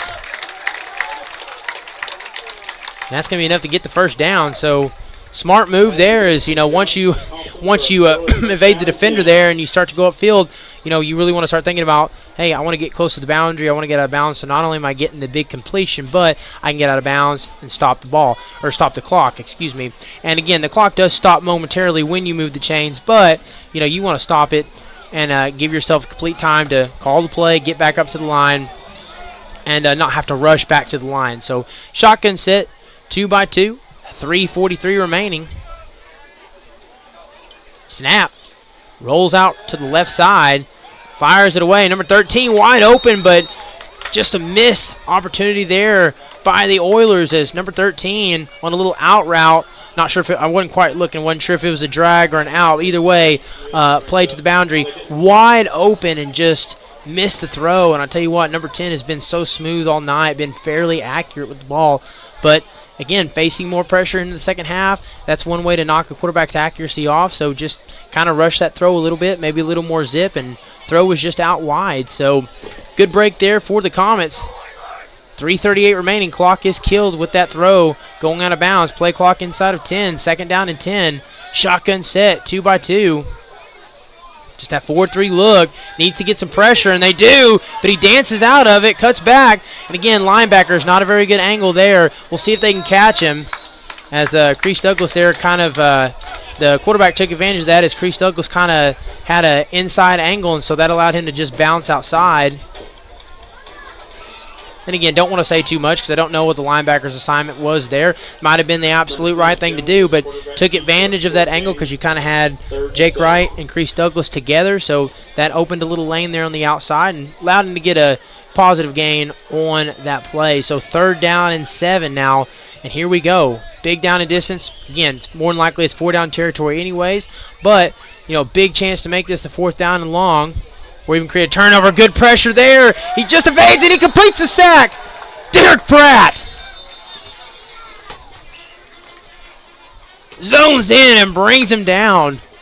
And that may be 3 sacks tonight for Derek Pratt. I know that's at least a pair. And that's going to force him to call a timeout here. And we're looking at a 4th and long. Oh, my goodness, Derek Pratt. Talk about making your name heard tonight. Great play there defensively and just good pursuit. If there's one word you can say there, it's pursuit. You missed it initially, but you didn't give up. You came back, you went back and made the tackle, made the sack. You don't give up on the play, and that's just really good pursuit there by Derek Pratt. So, again, if you're watching, this is when you want to be looking at the screen. Don't take your eyes off the screen on this one. We got 4th down and 12. 8-point lead, 1 possession game. 3:21 remaining in the 4th. This might be the game right here. So everybody, we want all eyes on right here. This is the play of the night here for the defense. As they got a chance to get a stop, create a turnover on downs, and try to close this one out. As the Oilers have made it very interesting late. At what point was a 2-possession lead, but just a little mistake earlier that created a turnover and downs, put the ball on like the 10 or 15 yard line for the Oilers, and they really make this a 1-score game. So here we go. This is where the game has a big opportunity to be won or lost right here in this moment. There's no break from the huddle. And again, a good favorable spot here for the Comets. 4th down and 12. As your DBs, you can play off coverage a little bit, keep everything in front of you. Don't let the don't let the receiver get past you. Keep it in front of you. Be aware of where the sticks are. As long as they're short of those sticks in this situation on 4th down, that's all that matters. And your front 7, especially your 4-down lineman, you want to get pressure here. Gets good pressure, has to throw it out. Trying to time the interception. And tell you what, bouncing up there, Damian Gomez. And I tell you what, that's all that matters there. And as a matter of fact, although the interception looks good on the stat sheet, that's actually a better decision right there because you get the ball over on the 30-yard line, or 35-yard line, excuse me, instead of on the opposite 40. So great move there. Again, whether it's intentional or not, you create the turnover on downs. Good play there by Damian Gomez. Tell you what, Damian has made some good plays in this game. As he's going to be a really good player. He's a good athlete, already making some he's already making some game-changing plays in this one tonight. So we're looking at the clock here. We're seeing 3:15. Your Comets 8-point lead, and now you got a real opportunity here with the ball on the 35-yard line to get in here, close this one out, open the season 1-0. So we're going to stay right here live again. Into the game. No reason to go to commercial break here. We're going to stay right here live through the completion of this game this evening.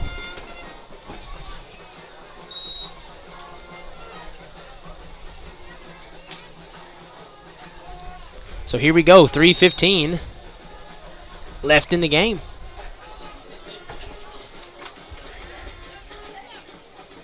As the Oilers break the huddle. Comets again. I'm sure Coach Potter just kind of going through the keys, telling them exactly what to do in this situation, what the mission is here. You want to make this the last drive of the game, so just going through the keys, going through, making sure that every player is aware of what the approach is for this last drive, and using every second of that timeout Oh, and they'll maybe take another one. They will take another one. Okay, so we're going to stay right here live on HintonComets.tv. So they'll use another one. Again, no problem with that. You got your timeouts. You can't take them home on the bus with you, so might as well use them. So we'll stay right here live. And, of course, want to remind everybody, what do we got coming up on our HintonComets.tv? Well, we got another football game coming up this Friday. We got our home opener against Marietta. That one starts at 7 p.m., and that one's going to be, of course, at home. And it'll be streamed right here on HintonComets.tv, as we'll be streaming all of our home games. We got 3 district softball games this week. Monday, we load up. We go to Hobart. That one starts at 4:30. And that's the first of 3 district games. That one's on the road. And the other 2 against Sayre and Watonga, those will be at home on Tuesday and Thursday. So 4 days this week we will be streaming on HintonComets.tv. So if you got nothing on the TV guide this week, every evening you can go to HintonComets.tv, and you're going to have it on about every night but church night. So, all right, here we go. Have another timeout. 3:15 remaining. Chance to put the nail in the coffin for the Comets.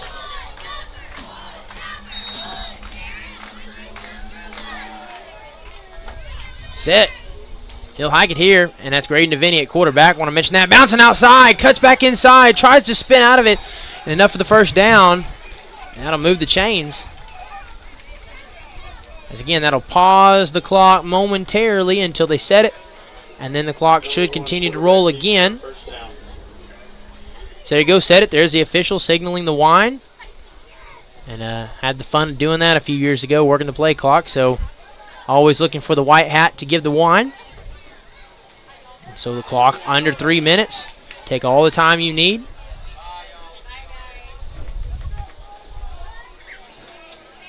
As again, play clock already under 10. Kind of surprised there as that one got away from me. Just watching, see how DeVinny's watching that. He'll snap it, finds a gap, cuts up the right side. You want to stay in bounds. Powering forward here and out of bounds, and that's almost to the 10-yard line. We'll see where they spot it. Side judge has got his feet planted on the 10-yard line, so it looks like that's where we're at. As again, this is where I've always felt as a coach that a situation is difficult, because do you want to score? Do you want to take a 2-possession lead here and give the Oilers a chance to get the ball back? Or do you want to try to just milk this clock, keep possession, and don't let the Oilers get the ball back? Because, in most situations you would think, well, why not go up by 2 possessions? But if you allow the Oilers to get the ball back, let's say they have a quick score or a kickoff return, then they get an onside kick. You just never know what will happen in the game of football. So if you can keep the ball, and that's exactly what's going to happen here, is DeVinny's going nowhere on that play, you don't give the other offense an opportunity to do those things. So, that's always a difficult situation here for the Comets. And again, maybe you run the ball up the middle, maybe you do a QB keeper and just, gash the middle, and you try to run this clock out, and you don't let the Oilers get the ball back. So, as again, Oilers only have 1 timeout remaining. They can only stop the clock 1 more time. Hinton Comets have used all their timeouts. And that's all right, because they don't need to stop the clock, as they lead here 33-25 with 1:55 remaining. So, 1:55, under 2 minutes. Shotgun set. It's a snap, a little bit high, and he's going to keep it there. Fakes the handoff, runs up the middle, almost makes it in. Will they rule the touchdown, or is he short? They'll say he's just short at the 1-yard line, so almost right at the goal line. And again, in this one, I think you're in a spot, just kind of judging the clock. You can only stop the clock 1 more time. You might be in a situation where you can. 3rd and 1. Oh, that's a bad situation, because that's 3rd and 1. So the bad thing is you almost need to get the yard here, because they do have 1 timeout they can use. So you almost need to power forward here and get that yard. And I don't know if there's any space between that and maybe a half a yard between that and the pylon. So take it under center. Power forward there, QB power, into the end zone for a touchdown. That's what you got to do in that situation. So your Comets put more points on the board and will extend their lead. Number 1 quarterback. 39-25.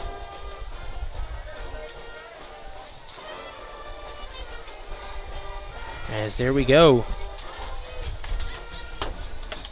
And again, they got in that situation. That's the right thing to do there. Punch it in, take the points. And now we attempt the extra point as Deuce Tripp set back to kick the extra point. Jake Wright gets lined up there on the end. Snap, kicks up, And it looks like it's wide left. Kick is no good. But you know what? 39 points. We're going to go ahead and call that a 40-burger anyway. Number one, because I want to say 40-burger, but number two, you've essentially basically put up 40 points. And to go on the road and put up 40 points, especially when you're playing with as many new players and players that are, didn't get as many snaps. You've got, I think we said 28 on the team. 14 of them are freshmen or something to that extent. To be able to do that in that situation, to put up 40 points on the road is a huge accomplishment. And, the coaching staff, the players, they all, at all levels, they should be very proud of the effort that they gave tonight. Putting up 40 points is never easy. I've been here for 7 years. I've seen seasons where, putting up half as many of those points was a journey, was a difficult uphill battle. And so to come in with this group and put up 40 points on the road, just a huge accomplishment. Great job for the coaches, great job for the players. You don't do that without dialing up a good game plan and the players going out and executing. So they have a lot to smile about tonight. Now, of course, they're going to go in, they're going to study film, they're going to try to work and improve in, aspects of the game and get better. They're young. They know that it's going to be a roller coaster season. There's going to be ups, there's going to be downs. There's things that they're going to take from tonight, that they're areas that they're certainly going to want to get better. But I tell you what, you go on the road, you get a win, you score 40 points, you got to feel good. You're doing some things right. And so the Comets here will work to put the exclamation point on the night as number 11, Deuce Tripp, is going to be kicking, and number 7 for the Oilers back to receive. And if you're the Oilers here, you got a minute left. You're just going to need big chunk plays. You're trying to get the ball. You're going to throw it downfield. You're going to air it out. At this point, you get a turnover. You get a turnover. You're trying to get the ball down the field. You need big chunk plays. So here we go.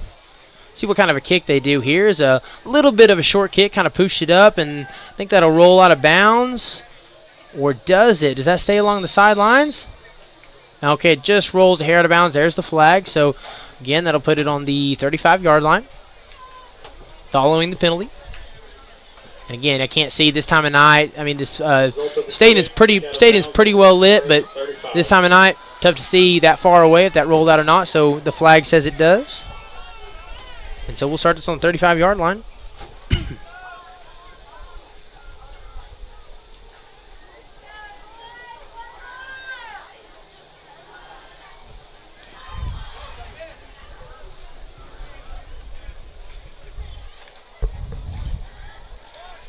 Kind of looking at some scores across the state. I see Marietta, team that the Comets play next week, lost 42-7.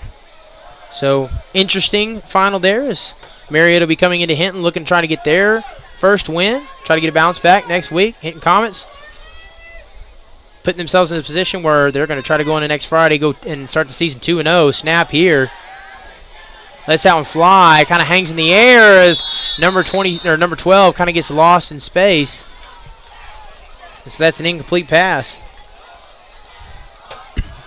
It'll be second down. And again, big chunk plays in that situation, if you're not going to complete, if you're not going to get the big chunk play, that's what you want. You want an incompletion. You want something that's going to kill the clock. You don't want to get something that's 2 or 3 yards and keeps the clock running, and you got to run that hurry up and get back to the line and try to rush the next play. You're going to throw it down the field. If you make a completion, you take your chunk yards. If you don't, you want an incompletion or a play that kills the clock. So no harm, no foul there for the Oilers. Second down and 10, 55 seconds remaining. 3-1, and they'll use the running back as a blocker there. And again, a lot of pressure there. Nice job getting to the outside. Guys like Colton Helms, I think, did a really good job there of kind of, especially along the defensive line too, of putting that pressure there and forcing him to try to get that throw out a little bit earlier than he would like to. And so that ball kind of dies in the ground and only chew off a couple of seconds here, but no harm, no foul. 3rd and 10. Here we go as he'll pitch it here. And if you're the Comets, you'll live with that play if you can make a tackle, and they'll tackle him out of bounds, made by Clifton Craighead.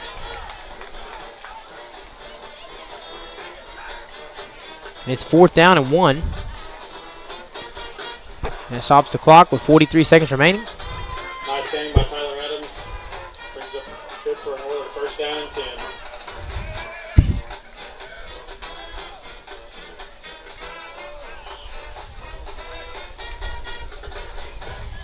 Again, want to thank everybody here for watching tonight. We ran this on a hot spot. Can't believe how far technology's come that we can take a cell phone up here and run all this on a cell phone, but with internet. But really incredible. And again, want to thank everybody for watching. We don't make this happen tonight without you guys. So shotgun set, pressure's out, has to get that one, floats it up. Can we bring them down? And we do. Great open field tackle there by Oakley Pratt. And that's exactly what you needed there for the Comets. 28 seconds remaining. Second down and 15. And even if that ball's going nowhere, if it's going nowhere or backwards, that's better than going forwards, because at this point all you're trying to do is avoid chunk plays. So great open field tackle, and if you're the receiver at that point, you're kind of wishing you hadn't caught the ball. And because now you got under 10 seconds. Last play of the game. Here we go as they shoot the Gabs. Has to force a quick out throw, and he'll complete it. Now he needs blockers. Number 2 will block downfield. And here he goes to the 40 and brought out, and that's how we'll end this one. So your Comets start the season off in Merritt, Oklahoma with a win, 39-25. As that was a hard-fought, contested battle. It was a lot of back and forth. Came down at the end, a one-possession game. Comets made some big plays, got that final score, and were able to run that clock to 0. So, again, next week they're going to be playing at Marietta. So, this time next Friday, we will see here on HintonComets.tv. Of course, we'll be streaming softball throughout the week, too, Monday, Tuesday, and Thursday. We're going to be taking that road trip to Hobart. And so, join us along for the week. We'll be streaming just about every night this week except for Wednesday. So, until next time, we want to thank everybody here, and we'll wish you well here on HintonComets.tv. Your Comets final, 39, Merritt Oilers, 25. It's the #1 high school streaming service, Squirtle.